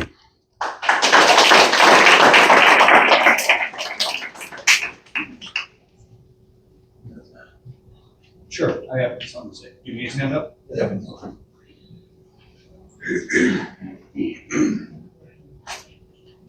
And actually, could you please state your name and address for the record? Yes, my name is William Beck. My address is 11 Golden Wheat. It's actually more of a zoning question. Last week we talked about the city's currently going through a zoning change. I believe you mentioned that. What is the recommended zoning for the current agricultural zoning area and the residential zoning around the school area? What is the recommendations you guys are doing to change that? Are you changing it? Or is it going to stay agricultural? Is it going to stay residential? I guess I'm getting at, we're not going to have another industrial park on that side of the city, are we? No, Well, right first now, of all, our zoning changes don't necessarily rezone anything. Okay, because that's what you made it. I'm not familiar with government, so that's what it sounded like. We would have to specifically go through a rezoning process. Okay, We're rewriting some of the zoning requirements. well, gotcha. so by statute, we have to do a comp plan amendment as I spoke to. So we're doing that comp plan amendment. Part of that, we're also going through rezoning. There's things in our zoning code that I'll say are abnormal to any other community. Most communities have a 6 foot or 8 foot fence height. Ours is 7. A little abnormal, right? Yeah. So little things like that. Some people's sign ordinances, most communities say, I'll just use a number 200 square feet per side. Ours is 170. Just trying to make normal Okay, things. so we don't, Nothing to change. so we have no concerns at this point No. that the village is going to change the zoning willy-nilly to an industrial park. It's still going to stay as is until we get a proposal and they request some sort of zoning change. Right, and we Okay. had 2 open sessions, listening sessions and work sessions here for the zoning code and the comp plan amendment. Okay. And there was 3 board members and 1 resident. Yeah, I think we're a little more fired up about the data center. Yeah. And then that brought up the topic of zoning and made me start to think, well, we have a beautiful industrial park on the other side of the village. We just 1 second, I'm only asking. Yes, We're currently trying to get residential development. that would be wonderful. That's really what I would like. think next week we're supposed to have a plan that we're supposed to have. All right, I appreciate that. Thank you. That's all I want to know. Ma'am? Sir? Ma'am? Sir? I just have a question. Keep Come on. talking about the Come on. planning commission Please. meetings, and nobody shows up. When is it and where is the agenda posted for it?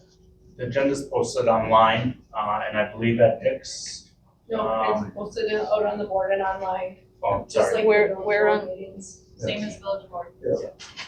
And planning commission is the second Monday of every month. No matter what day it falls on, it's the second Monday of every month. All right. At 6 o'clock here.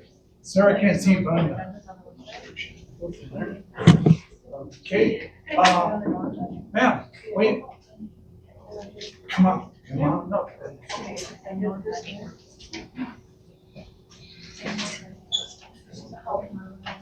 I wasn't going to speak. My name is Allie Butcher. I'm at 450 Fawnwood Drive. I'm not on social media for the reasons that you have experienced. I don't need the drama. I don't need the BS. I am absolutely the one that is helping circulate a petition. I feel like that's all that I can do. But after hearing all of the stuff that you guys have experienced, none of us condone that in the group that I am in. None of us are for that. However, mentally and emotionally, I have cried multiple times thinking about having to sell my house because I will not allow my children to go to a school where there is noise going in to their classrooms. You have children that struggle with all kinds of ailments, and we're finally getting an awesome SPED program and people are listening, and now you're gonna have kids hearing humming all day right behind them. My daughter's gonna be playing soccer on a field and breathing in construction dust. That's insane. My husband and I have gotten into arguments about how this house that he says we are going to die in, hopefully not die in, but live for until it is time to go on and we're staying here forever. Now, this is a man that never wanted to move to Wrightstown, but I said, you want to marry me? We're staying in the town I went to high school in. We're not leaving. This is an amazing place to raise a child because of all of the work that everybody who's been here for so long has done. Now I'm looking at selling my house in panic because nobody wants to live next to a data center. Nobody does. I'm sorry. But ask the people who live next to data centers in other cities. They don't want to be there and they can't leave anymore because it's too late. So do I put my house up on the market because we're even thinking about it?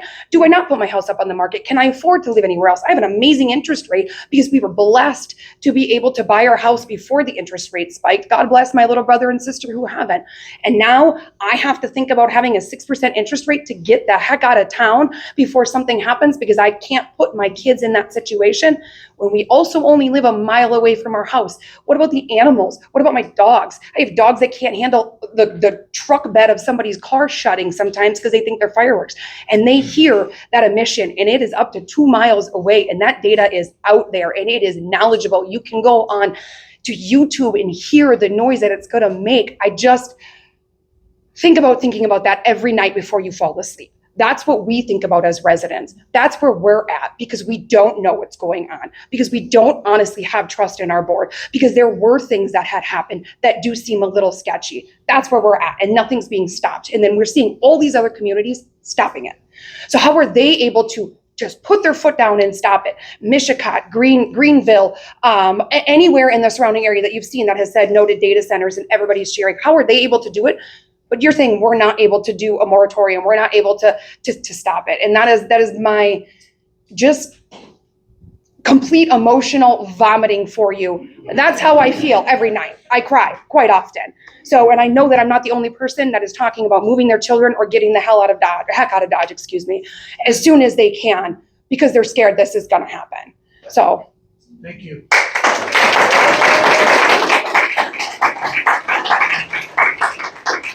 Anybody else in their row? Oh, man. My name is Kelly Wildenberg, and I just wanted to say a couple of things.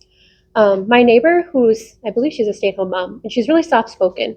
She came to the informational session that was held today from 10 to 2, and there was only one board member present. No, I was there. Oh, you were there? Okay. I was there. Okay, I don't know who's all there, but anyway, she had asked questions, and a community member named Roland asked questions, and they were met with hostility and anger, and the board had mocked the informational meeting we had last night at the Gnarly Brewery, and it was called the Circus. And I just want to know what happened between 2 o'clock this afternoon and tonight that you guys have changed your attitude towards us. I don't think anybody has changed their attitude. Because they were met with hostility from the board this afternoon. I just want to know what changed. I wasn't here this afternoon, so I can't speak to, I was at the first informational. Okay. meeting. The other thing I want to say is trust is huge, and we want you know how you guys were getting emails of hatred and death threats or whatever you were getting, and you couldn't sleep. I just learned about this on Friday, and I haven't slept since Friday because I'm that distraught over having a data center in Wrightstown where my daughter has asthma and she can't breathe, and like all of us nobody wants this, and the board has been nothing but defensive. And how do you expect us to trust you when you're defensive? You know what I mean? And then excuse me, and then for Alexxis, for you to say, I'm sorry, but I'd rather have the whole board quit or have a data center than have the whole board not be here. That is not earning our trust by making statements like that. So to rebuild the relationship with the community, you cannot make statements like that. I did not. You think you just twisted me. No, I did not. You said that. You said you'd rather have a data center than have the whole board leave. Or whatever you said. Because you couldn't just recite what I was saying. Or whatever, Alexxis. You stated that you'd rather have a data center in this village than have Travis or the board leave. That is your statement. If you want to retract that, We have to record it. so, but it was very disheartening and disruptive to all of us. Nope. Down that road. Does anybody want to speak? It's so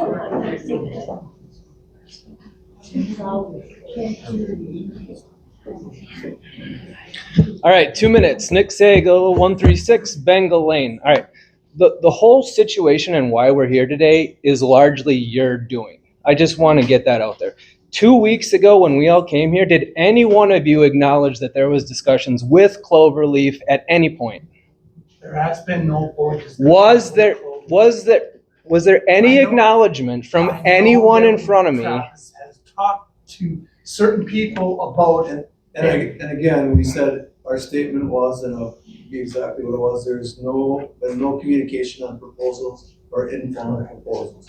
I understand the word game, but what I'm saying is the people in this community came to you in good faith to say, we are concerned about a data center.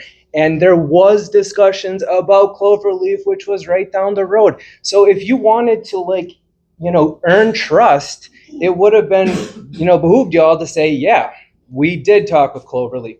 Andy, did you not say the board was made aware of Cloverleaf at some point in the past month? Did you not say that in your opening statement? Yeah, in the past month, it was when we were putting it on the agenda. And again, it wasn't, we've had no discussions. No, that's fair. I totally get that. All I'm trying to say is just that, transparency. When you lead with transparency and you have people coming, yes, we've talked to Cloverleaf. No, we're not moving forward. But that specifically was not said. It was, well, there's no proposal. That would have gone a long way. Mr. President, I totally respect your position. But again, you shot down a moratorium instantly. Do you know how that feels to the community when you just speak for everyone and just say, no? What could have been the position? We will consider a moratorium. We'll think about it. We'll research it. That is a very more disciplined and pragmatic approach to the community. Ryan, I totally appreciate what you said tonight about the referendum. That's what we're looking for. We just want say and we just want trust that you guys will put it before us, period. And the only way I feel like you can earn that trust at this point is some sort of public process that puts it in front of the community for us to decide. I just don't know any other way at this point. I wholeheartedly do not like that you guys have had things said to you, and that's an unfortunate part of this whole process. But I think all the people behind me, all we've wanted to do is just get to the truth. And we shouldn't have had to do an open records request to figure out that there was some conversation with Cloverleaf. Whether that led nowhere, great. But you guys could have got out in front of this in January, February, March, April, any sort of, when the whole Greenleaf thing is blowing up, being like, yo, we're talking to them. Do you guys want to come and chat because this isn't feeling great? There was an opportunity there. And if you guys want to move forward, we're honestly just concerned for our family. I haven't heard a single person really even acknowledge the feelings of anyone back here that's scared for their family's home. I've heard you about your own kids, but not about everyone else out here. We're not here. Yeah, you did, right? Fair. You're right.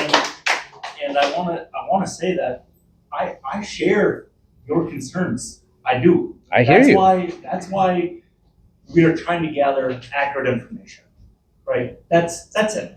Are our fears legitimate fears, or is it a fear of something that happened somewhere else, right? That's a one-off thing, or these things, right? We're just trying to gather what we were trying to do is gather actual factual information that we can share with everybody, and we can decide as a community if this is right for us. And that's fair. The last thing I'll say, and then I'll sit down. I just personally feel with the listening sessions, it was another poor choice on the board to bring in the literal guy from Port Washington who defended the data centers. So we talk about he was on the municipality side.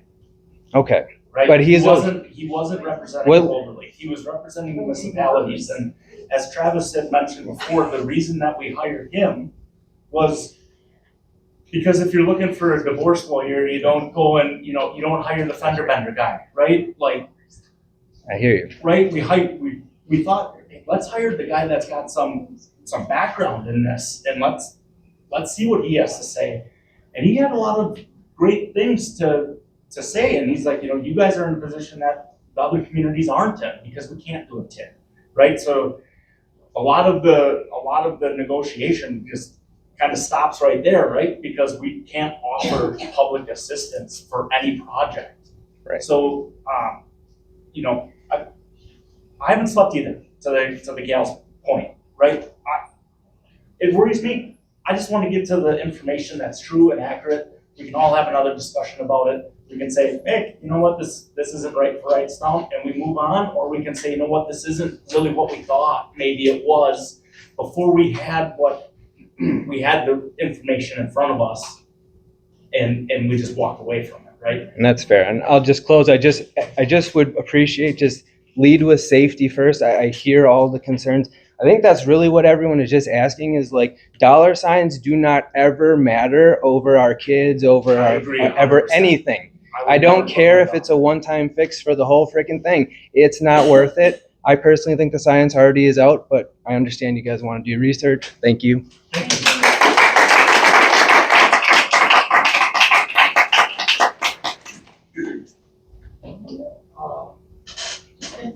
Ma'am, no? Sir? Ma'am? Sir? Gentleman in the back. Sir, I have a question. Yes. Come up and speak. Yeah. Need your name and address.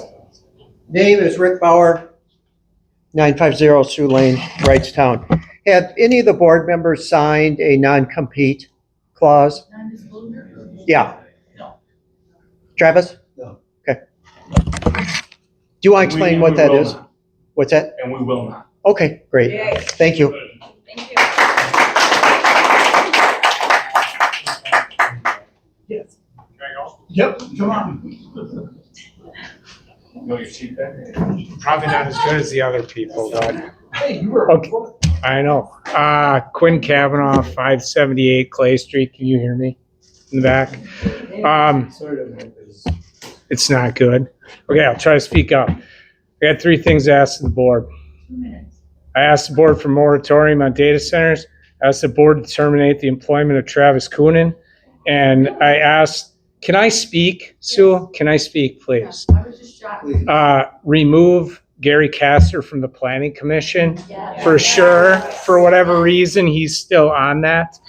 I asked a question of each village trustee as well as Travis. I sent the email on 5/9. Are you for or against having an AI data center in the village of Wrightstown? I got responses from everybody except 2 people. Our village president, Dean Erickson, didn't respond, and trustee Andy Lundt did not respond. My response from Travis is, I don't have a position. I look at what he's done with the listening sessions, only bringing one side, trying to rewrite zoning to make it favorable. I could go on why I think he basically, if he says he doesn't have a position, he definitely has a position. It's pretty obvious. In a Wrightstown spirit, Brian Roebke, if I got this wrong, I wasn't at the meeting the other week, but I believe Kim Hecker asked if the community has been approached, and Coenen said the village has not been, but assured her the village would be very transparent if this proposal is made.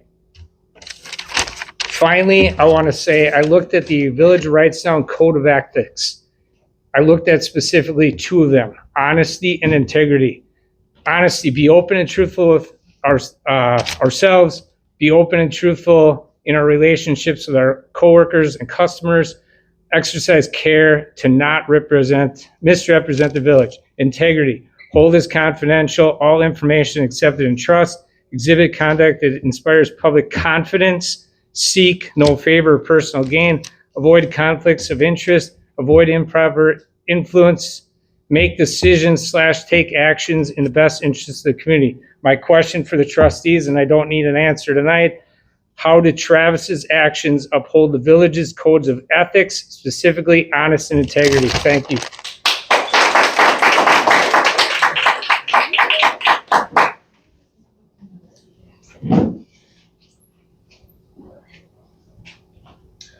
Hello, my name is Juan Kessler. I live at 123 Bengal Lane. Again, nobody should be ridiculed for their job. Nobody should have to go through any of that kind of basically mistreatment at all. Shouldn't be acknowledged anywhere. We should be all civil. But again, it was commented in the May 12th meeting that we couldn't make a decision because we don't know. But from our point of view, a lot of us did know because we have information of family or friends who live in other states that live near data centers, who are affected by data centers from the air pollution, light pollution, and just noise. They are affected. We have looked into this. That's why we're so passionate about it. And it's very hard to stand up here, be objective, and calm one's emotions because of how it affects our family and our property, our homes. It's very, also, I agree, Andy, that it is great that we are all here, we give our input, but also in that transparency, we need to know what you're thinking. If you want us more information, you stated in earlier, typically you see 1 or 2 people at these board meetings. If you want more, reach out to us. We don't hear that. Sometimes looking at the website isn't that conducive to look at, to find out where we need to meet. So is there a better way to post that information? Possibly. But again, I agree that recently with the shutdown of automatically, no moratorium, I agree with you, Ryan. We need to put in place a motion right here, right now, that the next, wherever, we need to have a referendum put in so the town can vote. Because of how significant this is to our town, we need to put it to a vote for the whole town. And I think you'd be surprised that the majority, the high majority, will vote it down quickly. And that's the reason I want to get to it, is I hear you, I see you, I understand that this is a big decision. We as a board, I don't believe we have the power to do a referendum for any other community other than the residents in the village of Wrightstown. Correct. So if you want something in the town of Wrightstown or Holland or the village of Greenleaf or Rockland or Lawrence or name a municipality, you have to go to them and get them to do Very something. true. But again, your idea of a referendum for the village of Wrightstown, I think is very fair. And again, I think you'd be surprised that the village of Wrightstown would vote down any kind of data center coming to here very quickly. And that's what we'll get to.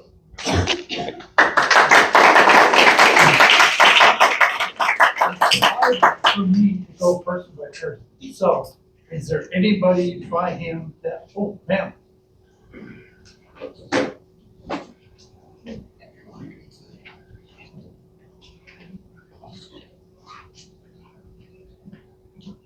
Hi, Kristen Dorn, 7 Cornsilk Court. Thank you for your service. The life of a public servant is not always easy. It is likely that you will always receive more response from outrage than you will of kudos, right? That's historical, that's going forward, it's just what it is. But I do believe that how the last meeting was executed set the stage for the community response.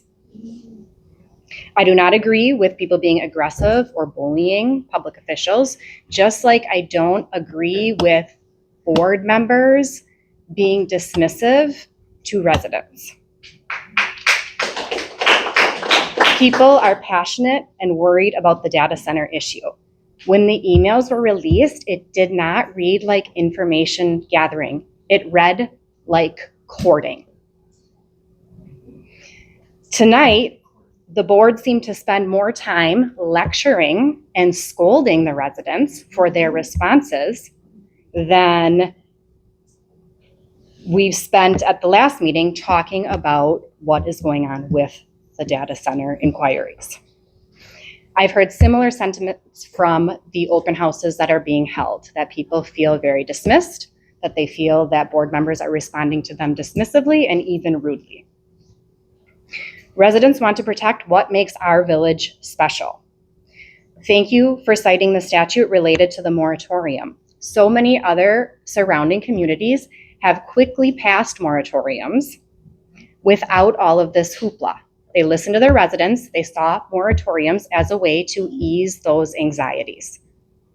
They did not say just chill to residents.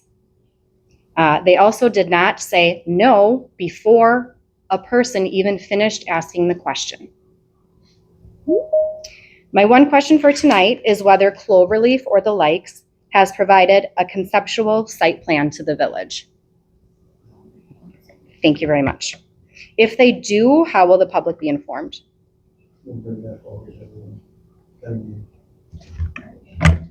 So we'll bring it forward at a meeting, sorry. Thank you.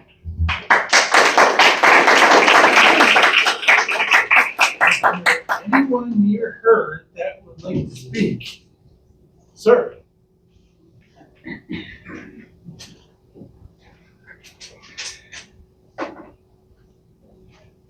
Nate Sharonbrock, 240 Allison Court.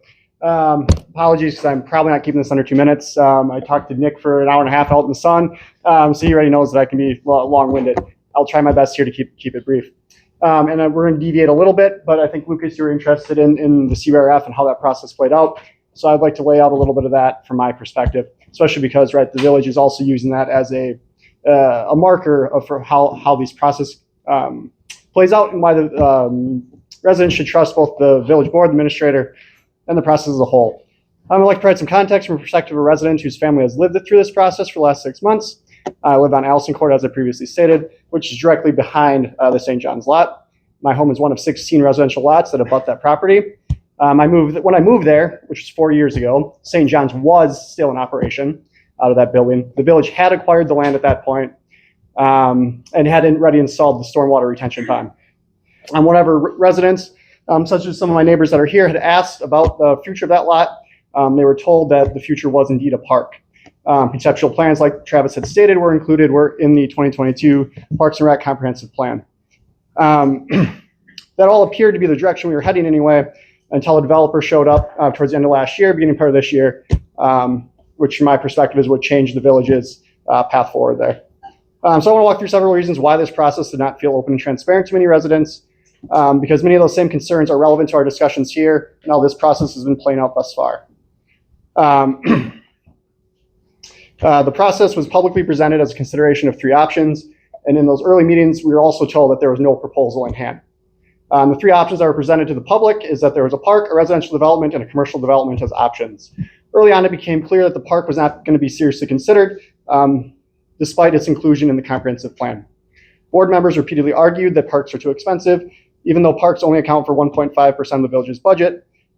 During public meetings, statements were also made that were concerning, frankly, I consider inappropriate. One board member had argued that he was against a park because, quote, people smoke dope and have sex in parks. The village administrator had argued against the residential development, stating that the cartel could buy one of the homes and we could have a drug house in our backyard. That is not the kind of thoughtful, objective discussion residents expect when evaluating long-term land use decisions. The village has heavily emphasized the financial value of development. We're hearing that again right here tonight. One member did stand up during one of those discussions about the St. John's lot, and it did exclaim that we do need revenue in this town. Residents were told that the development would benefit the community financially, both in the short term by selling the property and in the long term by an increased tax base. Residents have since learned that the St. John's lot and development agreement, which the village purchased for approximately $200,000, will be transferred to a developer for $1. Meanwhile, residents have attempted to propose alternatives. We've asked the village to explore grants, donations, sponsorships. We were told that the village would not want to burden businesses with those requests. However, today you can open the Wrightstown Spirit from last week and see that we're now asking businesses to sponsor the 125th anniversary event, which I do support as well. But again, we were told that the village does not do that. Residents also tried to gather meaningful feedback throughout the neighborhood. I personally knocked on almost every door in my neighborhood and had many conversations. And I will agree that perspectives did vary on this subject and the specifics of what would happen with that lot. I had a lot of good conversations and met a lot of really great people. I did conduct a survey. While doing that, and 90% of residents ranked a park as their top choice. Residential development was generally a second preference, and commercial development was generally seen as the last option on there. Another resident conducted a broader Facebook survey, which received 300 responses, which essentially showed the same results. Park first, residential second, CBRF last. I presented all those results before the board, and they were straight up dismissed. One board member stated publicly that she did not care what the survey said because she represented 3,000 residents of this village. While no survey is perfect, dismissing public feedback outright because only 300 people participated in a survey is difficult to reconcile when the village's own professionally conducted surveys at times struggle to receive that level of participation. Another major issue involved the village's repeated public claim that they attempted to pursue grants for the park, but had been unsuccessful. To better understand that claim, we submitted open records requests, similar to what was done here, for all grant applications associated with the St. John's lot, dated back to 2020. The records request only returned one grant application, the community center, which we've talked about before, and which did not include any funding for the park. There were no other records of grant applications for this property. The request also raised additional concerns. The response included Give him time. The response included many non-responsive documents, including color copies of unrelated equipment quotes from Mueller Park, which I was billed for. We were charged for color copies, which is, in my opinion, against the village's own ordinances, and which that charge was eventually re-invoiced. We were also billed for administrative time at the administrator's rate, which in my opinion is inconsistent with Wisconsin Department of Justice guidelines for open records. Most personally concerning to me, however, was within 24 hours of submitting my request, a village board member had publicly posted on social media that I had submitted an open records request. When I later presented my findings publicly, I simply stated that we could not find any records showing grant applications for a park. I was told by one board member that applying for grants was a waste of time, and that the village administrator responded that he was deeply offended by my statements, and it shifted the discussion towards unrelated grant projects such as the generator here at the village hall. But none of this addressed the core issue. Residents were repeatedly told that the village had actively pursued grants for the property, yet open records did not support that claim. Residents also requested enforceable protections for the surrounding neighborhood if the development were to move forward. Things like fencing, landscaping, lighting concerns, drainage protections, and noise mitigation measures, and that those items be directly written into the development agreement. They were not. Which leaves residents now hoping that those concerns will be addressed in future meetings and such as Planning Commission. It's also important to remember that this development also first appeared in closed session before it was eventually moved into open session after residents came forward. I do appreciate the board bringing it to an open session because all of the above that we just talked about here is a matter of public record now. But in reality, many of my concerns, my neighbors' concerns, were minimized, dismissed, and treated as obstacles rather than legitimate community concerns. Respectfully, residents came away from this process to believe in developmental value and future tax revenue were given substantially more weight than their neighborhood's concerns. Walk up past the corner of Lois Drive and High Street most nights of the week and you'll see kids playing in the street because their neighborhood doesn't need a park. So when residents are here today are simply saying they don't trust the process, they don't trust the board because of how, and some of them are my neighbors and saw how the CBRF process was handled. Like, it is important to understand that some trust has been lost through that process. My regret with the CBRF process was simply attending these meetings, speaking respectfully during public comment, and allowing the process to play out and hoping that my neighborhood's concerns would be meaningfully considered. In my opinion, they were not. Thank you. Yes. I jotted some things down that you said, that the building was purchased for $200,000 and that we're selling it, we're giving it to them for $1. That's my understanding based on the documents I've seen. However, what you don't understand is that they are responsible for tearing the building down. They've got, is it 5 years? I believe it's 5 years so that they can occupy that space and have their Well, clothing. so the clothing closet can The stay clothing in the closet. But they are responsible for tearing the building down, which I think you decided was a huge expense. So there is that. That's one thing that I would like to. Can I respond to that, please? Sure. Saying I don't understand that is a bit of an assumption on your part as well. I do understand that. However, we're also taking a community asset that was bought with our tax dollars and selling it for $1. I get that there's associated costs for the developer. There's an associated cost for any developer, but to say I don't understand that, I don't think is correct. My other comment was you talked about grants. You looked for them and there was only one grant that correct me if I'm wrong, but I thought when you were asked specifically where's the grant proposal or the grant request for St. John's Park? When you make a grant request for a park, isn't it for any park? It doesn't have to be, There was one application, we also put in one that was for Mueller or that would work at any park location. so yeah. And again, we did look into more applications. Sure. I mean, I dug into the Mueller one, right? I received 6 quotes from Open Records Recovery from Mueller Park. One of them contained the word grant. I contacted the issuer of the grant. It was from the equipment manufacturer. We're right. If you buy the equipment, you get the grant, similar to the other 5 quotes that also included discounts or other reductions. So there was no application also included in my documents. It was just a quote for Mueller Park. The last comment I'll make is that there was a lot of concern about traffic when we were going to put in 12 houses or whatever. There was a lot of concern about traffic. There was also concern about increased traffic if it was a park. So we tried to do the very best we could, but I don't think we were dismissing of your concerns. We listened. We had a lot of meetings. The CBRF has a 31-car parking lot. So I mean, your proposed park had less parking than the CBRF does. Okay. So you knew what you wanted, and that's what you pushed. I didn't want anything, quite honestly. You didn't want the park. My intention here is just to show how the process plays out, right? I don't want to relitigate this issue. My intent was to show how this process plays out, how concerns can be dismissed, and a direction pushed for. That was my only intent here. I apologize for taking up too much of your time, but thank you guys.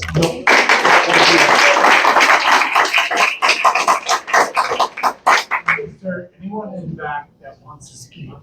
Can't go Roebe. Oh, man.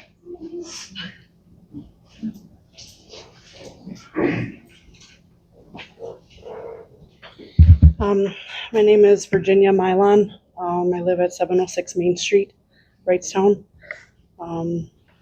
Just wanted to make a few pointers before I actually get into what I wrote. Mr. Schaeuble, you were my gym instructor freshman year in high school. Can you speak up? I was just saying this, Mr. Schaeuble was my gym instructor freshman year. Mrs. Troflat back there was my choir instructor when I was in school. Just small tidbits. I've been here a long time. I actually wrote this email and sent it to the board members, and I'm just kind of bearing my heart to my community right now, so be gentle on me. We can't hear you though. We can't hear anything. The mic doesn't work. Yeah. My batteries are dead. Right, the mic doesn't work. Okay. To the Village of Wrightstown board members, as I'm sure most of you have been receiving emails and calls about the possibility of a data center coming to Wrightstown, I understand and respect that your time is valuable. While I cannot guarantee the length of my email, I just hope to establish heart and hope to a town well divided. I am writing to you with passion and love for my home. Wrightstown has been my place of residence for over 30 years, and my roots here run deep all the way to my great-grandparents. I could show you the exact spot they stood over 100 years ago, well before any of us drew our first breath. They worked tirelessly on their dairy farm, even before electricity became a thing, and nothing but the strengths of their spines to make it a new day. It was hard labor, but honest work. Their honor, their integrity gave life to what we all take for granted today, and that's a small town with a lot of love to give. This weekend was the annual rummage sale, and it was a blessing to be able to walk around and talk with people, buy lemonade from kids with little stands, and see them smile because, look, Mommy, someone came. The happiness in their eyes because they felt accomplished in all their hard work, and someone cared to stop and pay attention. The thing about lemonade is there's always a delicate balance between sweetness to sour ratio to obtain. Too much sugar and it's dreadfully sweet. Too much lemon and your face puckers harder than any sphincter you have. Too much sweet and the cause is lost. Too much sour and anger is written. So let me be the delicate dose of lemonade to the village board. I write as a mother of 2 small children. Who's afraid of what's been transpiring in my hometown? It is my hope that the village board is taking every concern brought up about this data center issue seriously and doing so with the utmost diligence. But from what I've been seeing on the news and my own research, it's truly not the case. I am writing because I feel as though my children's health and safety will be put in jeopardy with the construction of a new data center. The location itself is preposterous, with our children taking full brunt of it at our schools. Can we say with certain wisdom they won't be affected Can we say with absolute guarantee our babies won't be harmed in the making of such construction? Or have we lost all manner of humanity to the ones who need us most over a dollar sign? Have we really sold our children on promises and fabricated numbers that have not yet been come to pass, all for the sake of green paper? Is Wrightstown that hard up that we look to big business to guide the way? Have we really replaced our hearts with wallets and calling it logic? The devil does not knock on doors wearing tattered clothes. He arrives with a suit and tie and a sack full of money. Integrity needs no defense because it is just. Honor is not a coat to wear, but a lifestyle, and neither can be bought. Thank you. Is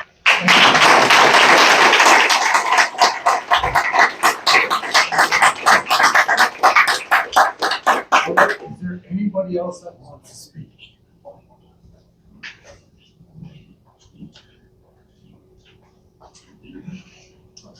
My name is Ashley Menning, and I live at 313 Louise Drive. I'm speaking personally and solely as a resident of the village. We moved here in 2011 because I was from De Pere. It got very big, and we were looking for somewhere with, one elementary school, one middle school, one high school to raise our family. This was the perfect place for us. And so far it has been perfect. There have been very few things that I've ever felt the need to come here and speak about. But I would say that historically, this is probably likely to be one of the biggest crucial impacts to the history of Wrightstown with how this moves forward. And there is something called the Rule of Seven, and an ancient indigenous philosophy that dictates that the current decisions that we make, especially regarding resources in the environment, should be evaluated for their impact on descendants 7 generations into the future. We aren't far enough with information on data centers to know anything near that kind of information. I have a master's degree in information science, and the data is not there, and there is not enough. We have not studied this long enough to truly understand the impacts the decisions of putting these data centers in are going to do to our community, our health, and the environment. So I ask that you look at this and understand our interconnectedness with each other and the environment as a collected community, and ask, have you really, truly thought about the impacts that many generations down the road? We are talking 140, 150 years from now. If you choose to go through that path because you think we absolutely need that as a revenue source, I want you to remember how big the building could potentially be and how that land is essentially ruined when that occurs. The topsoil's removed, the chemical contaminants are there. And so if you are seriously entertaining this and want to have every proposal at your disposal, that is your choice. You are our elected officials. However, by ignoring the clear wishes of everyone in this room for a moratorium, you are setting us up for some potential failures down the road in the future. And how many people sitting here have been down to Port Washington and witnessed this, driven around in the traffic there, watched EMS and fire and police not be able to get through because the roads are so congested? Are these things we've thought about? Are they? Is this truly for us? Because I will say that if it goes forward in this manner, we are likely to have a very changed community. It will not be that quaint community on the river that we all know and love. So I urge you, go down to Port Washington, start calling these places, find someone that can rave about data centers and tell us why they're so great, because we're not really seeing that. We are seeing more problems with data centers than we are seeing answers or positive things. So I think if you can see what everyone is saying tonight, it's just that we would like this moratorium. There are other communities that are doing it. They're making it look easy, and they're saying yes right away. Greenville, I believe, passed theirs today unanimously.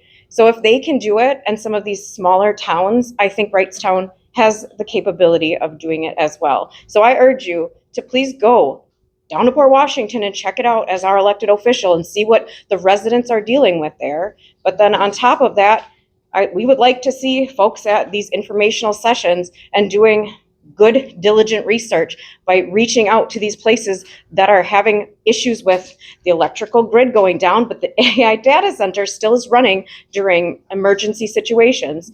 These are things that have to be discussed and really thought about, and that's why I would like you to really truly think about the Rule of Seven and what choice this makes for all of the future generations of people that would choose to stay here if we have a data center.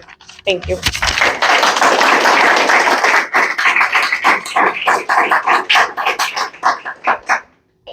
So I think it's a fair point.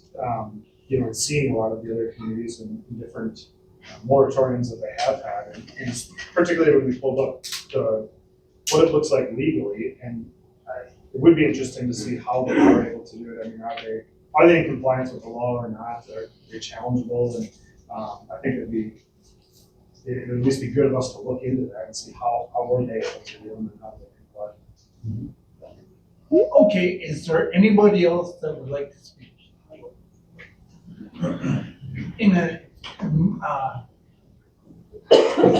severance of time, you're gonna meet a lot. It won't take long. You're gonna meet a lot coming. 30 seconds. Nice. Okay, Jeremy Verhagen, 1142 Main Street. The town, the board, Travis, it's been obvious that truck traffic has been a big thing here. I mean, you had issues with the digester trucks running second shift through town. I mean, that's 4 trucks. I mean, you complained about the manure trucks running through town. That is 30 trucks, max, usually. Are you ready to have 100 to maybe 300 dump trucks every day roaming through this town? That is a huge concern. It is. I mean, you set precedents already. Truck traffic, you don't like it.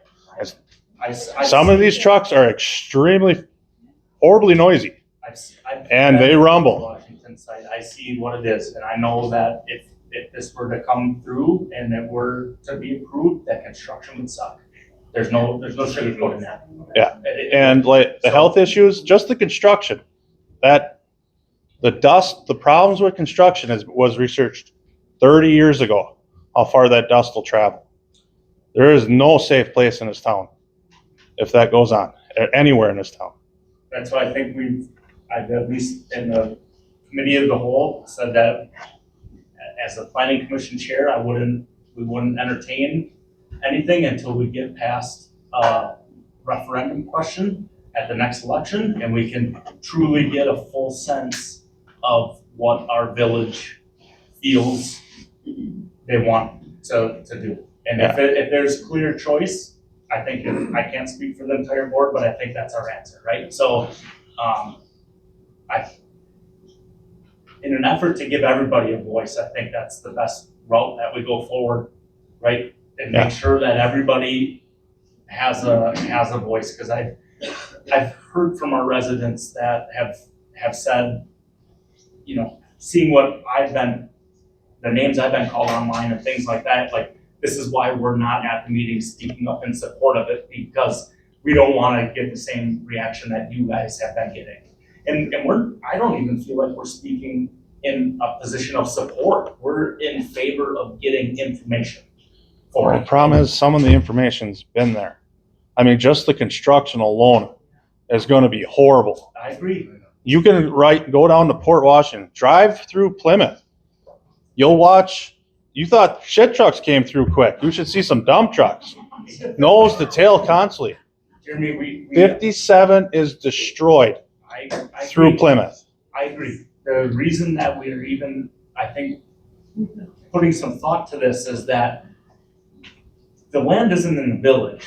So if we get an opportunity to maybe shape how this project were to possibly go, that's our best chance to alleviate as many issues as people have. If they decide to never bring us a proposal and they go right to the town of Wrightstown, we have zero say. And Didn't the town have the first problem? The village ain't, but the proposed ground, wasn't that in the town of Wrightstown? That was in the village of Greenleaf. And I think Greenleaf ends at Fair Road though. Their zoning was appropriate, that the township and the village never did a moratorium. They said that their zoning was appropriate to stop, to have some say in it. And we feel like ours is the same thing. And we feel like by law right now, we can't say a moratorium. So that's why the next best thing that I could come up with was, let's do a referendum and let's get a true sense for what our community feels like. And I think we're gonna direct Travis to go through and talk to Greenville, talk to these other communities and find out if their moratorium is legal, right? I mean, if it's not legal, then why spend time and effort doing it, right? So based on what we're seeing is we don't think that it would legally work here. We also think that we're protected by our zoning. We're protected by the property that they're allegedly looking at isn't in the village. So it would have to be annexed in. And these are all things that we can drag our feet on and we can get all the information out. Like I said, as a planning commission chair, I can decide basically what comes up on the agenda. And I'm telling you that we're not gonna do that until we get through a referendum and we find out what the appetite is for our community. I think another thing about moratoriums that I learned this week, at least I think I learned, I talked to somebody at Brown County saying, hey, it'd make it a lot easier if we just had a Brown County moratorium, similar to what Manitowoc has. Yeah. And I was told that even the one in Manitowoc County is they can make a moratorium for the county, but they can only have it govern county lands. So, any other municipal area can still do what they want there, and they don't have to follow that moratorium. So, to me, that was a simple solution that unfortunately I don't think gives us any additional protection. It's something certainly that we look into. Thank you for coming. Thank you. One last person. I have a really quick question.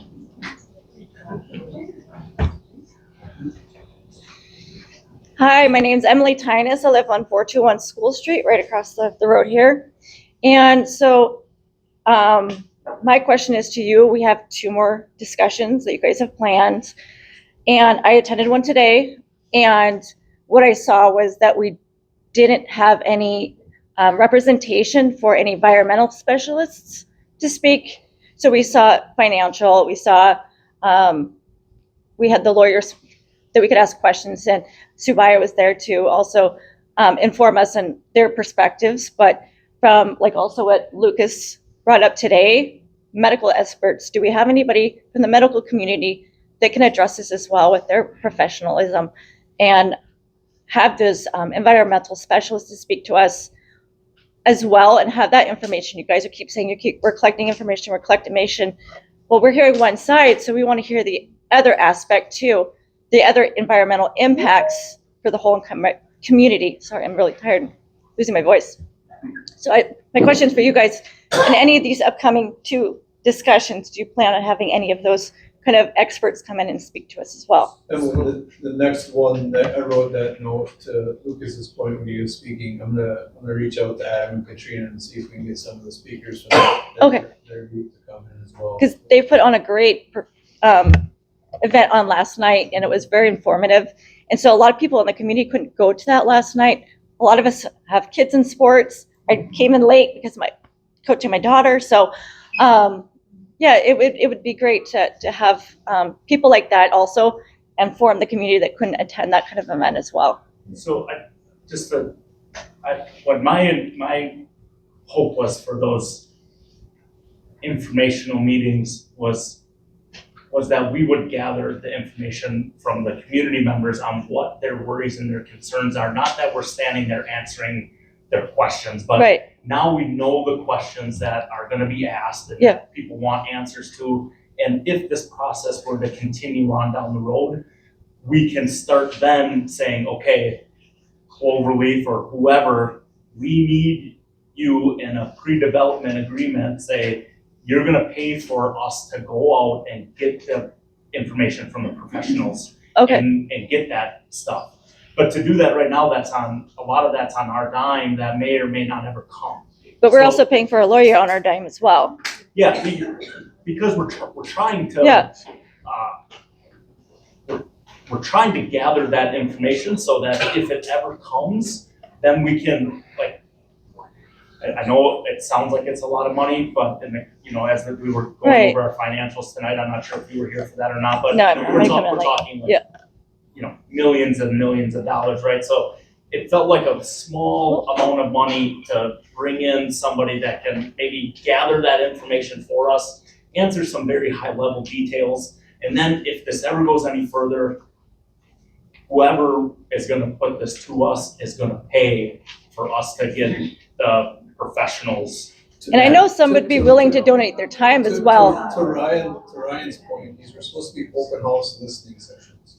We're hoping to gather concerns to be able to bring back to meetings and forums like this to give education. And again, if there is something proposed, you can address those concerns in that proposal. They were never intended to be debates. They were supposed to be listening sessions. No, and like, To grab concerns. from what I've gathered from the community and recently, one of the biggest concerns of this community is the health aspects of it and the environmental pollutants. Maybe not as much as the finance, which you guys are trying to present that to us, but I think they're more concerned about these other aspects that we would like to have addressed. And on the reach out to Adam and Okay. Katrina, I'll probably even reach out to Lucas to see if he has any professionals. Yeah. In the respiratory side of the world or some of those. Sure. Maybe, No, I appreciate that. Thank you for your time. And one of the Yes. biggest problems we have, and I have read probably everything everybody else has read, the way they put these things together has so much diversity that until you know what the plan is, the gentleman had a study on health concerns, I need to know what the hell is being emitted before I can dig into, is it a health concern? And if, the specific details to whatever in the hell they're proposing, if they propose something, is what you really do the deep dive on. But I also feel like that's going on your side as well, because you guys aren't providing the data and statistics to us as well. You're saying trust us in the process as well. We're trying to do some general things that we believe are going to happen, but, if they can get in, they should have had environmentalists there already, I thought they were. But, the health concerns, if you just provide the information and what causes it, I mean, I'd love to see what it is, because I haven't seen that. I've seen, if they make a lot of noise or there's this low hum. Well, I can tell you specifically that the low hum comes from fans of evaporating systems that use millions of gallons of water. The HVAC systems that you're using now that are closed loop, they don't have the moisture going through the fan. So the decibels that come out of each of those units, very grating. But what they're gonna use here, until they give us that information, But we're trusting you with blind faith as well. But we're not pitching it. I mean, to have the discussion, to have your concerns, to read your studies, that's great. But the conversation moving forward, and if we do have the referendum and you voting, that's hopefully based on the facts of what would be here, not what they screwed up in Virginia or Texas or all those places. Because really, it's not a difficult decision. If that's what they're bringing here, it's just dead. But what I've seen from Fort Washington and other places, they've changed a lot of things to improve what they've done. And again, this is what I'm going on and I'm theorizing would be here. Until we have the information, and honestly, my biggest concern is getting the thing built. How is that? Where are you getting materials? Well, how do you expect? That's your concern though. That's not their concern. Really, how it's blown up? How it will be built? No, that's a huge concern, but the longevity of a concrete jungle living in that area is our I big understand, concern. and it's a concern of ours, but until I know how big it is, what it is. And I think there's been a lot of can't burn duplicity in what they're providing as information from what you look at from other areas in Wisconsin. There's a lot of duplicity when they add permitting, additional permits and things like that, and they ask for a mega well, and they present it as something that they're gonna use for garden hose kinds of cleanup. And that's not what a mega well is designed to do. So there's a lot of duplicitous information once these things are in process. And I think that's well documented. And I think a lot of the health concerns are well documented, as Ashley mentioned. So I think that it's just a matter of educating ourselves. Okay. That's all I had. I'm sorry. Thank you.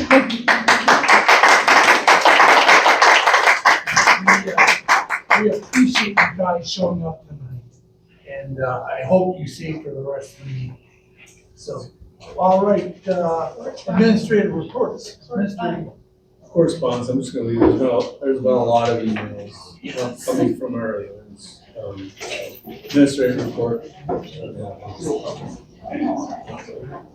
Clerk.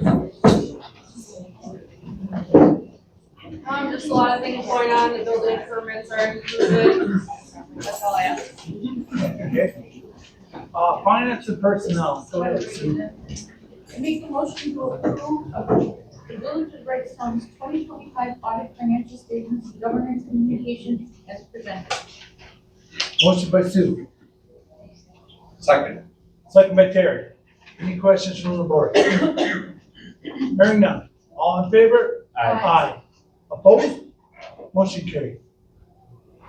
Make a motion to approve resolution 0519-2026, approving the 2026 general fund budget amendment to utilize ERP contingency accounts created in 2024 for the purpose of protecting revenues and establishing a budgetary mechanism to support future qualification for expenditure restraint program.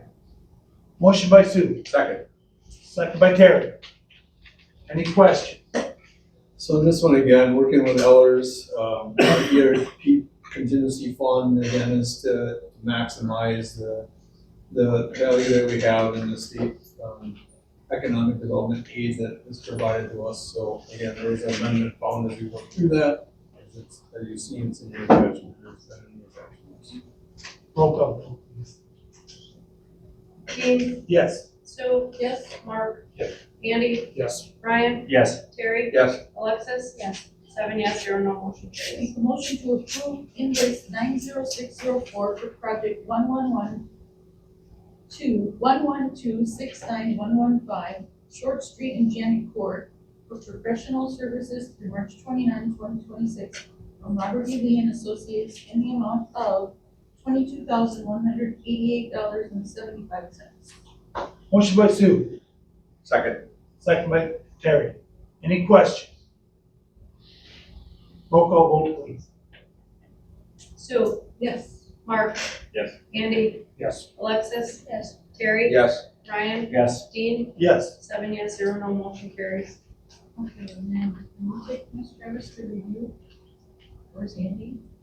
Basically it's just information on, we received the 2026 recycling grant thanks to the efforts of Andy and Erica, in the amount of $5,403.92. Awesome. Please. Parks and Recreation. Make a motion to approve the following renewal operator license applications for Haley Bean, Royal St. Patrick's Golf Links, Isley Shoe, Royal St. Patrick's Golf Links, Preston Peterson, Dick's Family Foods, Josie Brewer, Dick's Family Foods. Chief? Yep, no issues with them. Motion by Terry, second by Alexis. Any questions? All in favor? Aye. Opposed? Motion carried. Make a motion to approve the provisional retail Class B combo liquor license to the Rib Green Company, LLC, 531 Washington Street, Michaela Green, agent, Freedom, for the period of May 22nd, 2026 to June 30th, 2026. Motion by Terry. Second. Second by Alexis. Chief? Can somebody, what's, Oh, good? No issues with that either. Okay. can I just ask, what's a provisional license? For just a short period of time? Well, this is just because there's new ownership and it is in between the renewal period of July 1st to just that. Okay, thank you. Any other questions? All in favor? Aye.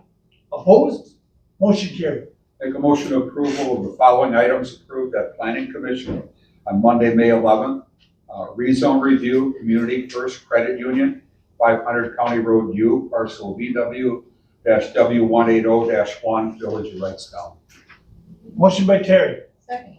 Second by Sue. Any questions? So again, with this, the proposed Community First Credit Union to go on Porter County U has requested a zoning proposal or a rezone proposal from residential to B1 for that property that they acquired. Any other questions? All in favor? Aye. Opposed? Motion carried. Public safety, start with the police department. Sure. We've seen a huge uptick in traffic on Westhoffen and Main Street, just because of Highway U being closed. Got several complaints from both residents and businesses, mainly the school.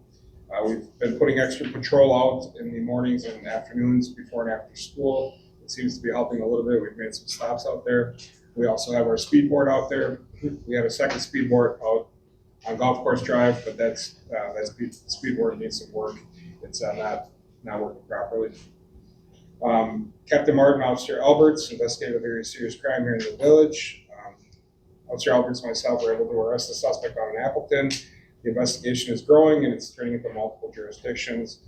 The crimes are very serious and serious charges were issued against the suspect. It's just great work seeing everyone work together on this case, and it is coming to a close. For events, we got our next Coffee with a Cop on June 4th.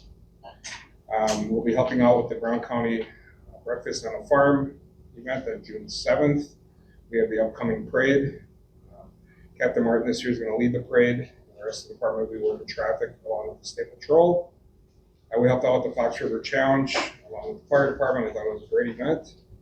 And I was one of the two keynote speakers at the Wisconsin State Police Memorial in Madison last week. And it was a very big crowd and a very good event. For our stats, last month we had a total of 124 traffic stops. Officer Young completed 15 vehicle inspections for the month. And then for our activity, we handled 390 incident calls, with 76 of those being calls for service and 260 of those being self-initiated calls. That's all the police department has. Any additional questions? Move on to Clay. In your monthly report, fire department responded to 2 calls for the month of April. We thought that was a slow month and put the new truck into service. We've had 6 calls since then in the last 2.5 weeks. Normal business for April and May, truck checks were completed. All inventory was taken. All the equipment switched over to the new truck, and now we're just currently working on the mounting and the placing of it. But the equipment's in there and the truck is in service. The old engine was sold to Union Center. They picked it up, and I think I already have called us and said that they had a call with it, and we're happy with the purchase. We're included and going to many PR events, like Kinsey's Hardware had an open house. We were able to get a truck there for that. And other ones that are coming up with Breakfast on the Farm, the parade. There's a couple other ones coming up throughout the rest of the year that we'll have. We were awarded a grant from Capital Credit Union. We're able to purchase a new water rescue boat that we already had that we put full air in. We do have it, and we're putting it into service. It actually is in service, sorry. We received donated ballistic gear from Green Bay Metro as Brown County area fire departments, medics, and police departments all work together in mass casualty situations. So Green Bay had gear that is out of warranty but still works, that they replace after 10 years, and we're offering it to departments throughout the county so that if we had to respond with them to any agency that we have the proper gear. And then we ordered our wash machine, technically, for removing the carcinogens from our gear, is one of the steps to start reducing cancer in firefighters. Outside of that, we had the Brown County Fire Chiefs meeting that Paul and I attended. We have 3 members that have passed state cert for pumping. We have a couple of our members that are also full-time that are getting ready next week to take their national registry for paramedic, and are also first responders in our community. So hats off to all of them that put in the extra work. Paul had passed some of his class, or passed his main class of State Fire 2, so we have a lot of guys that put in a lot of extra time for extra schooling, which is great. And that's all it is. Yeah. Thanks for that, Steve.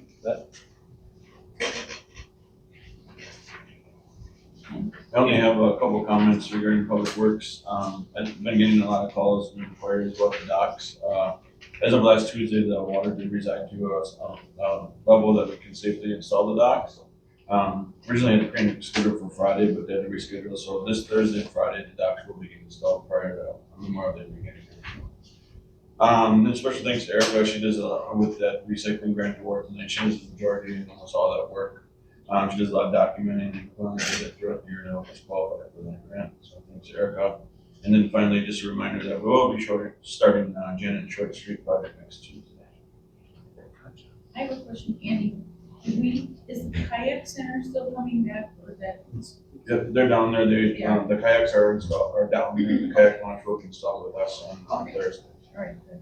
How did you drop off work with people bringing stuff down? So tonight was night 3, and we're open till 6, hence the tight hours.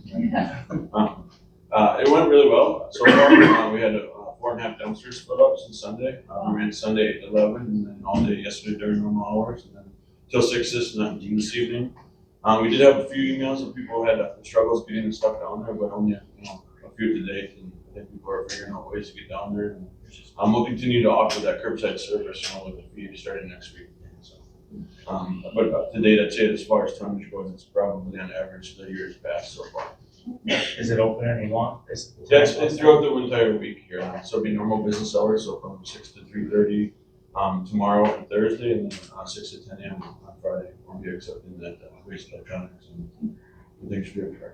And again, just for information on that too, that was our waste hauler provider who didn't want to provide that service anymore, so we were kind of forced into that situation, which you're looking again exploratory to see how it works for the community. And we need to find other solutions.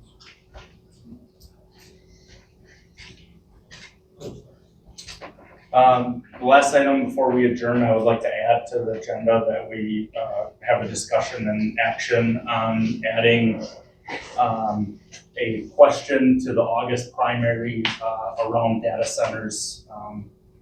I don't have the verbiage in front of me, but something along the lines of gathering input from the community on if they're interested in us continuing down the path of I think we keep it simple. You just in my opinion, Mr. Roebke, that it's either are you in favor of or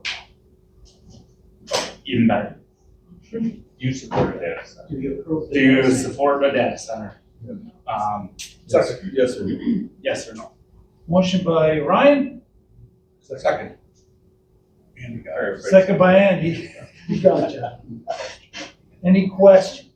For discussion, I think even talking about the way we write it, we suggest that really simple approach.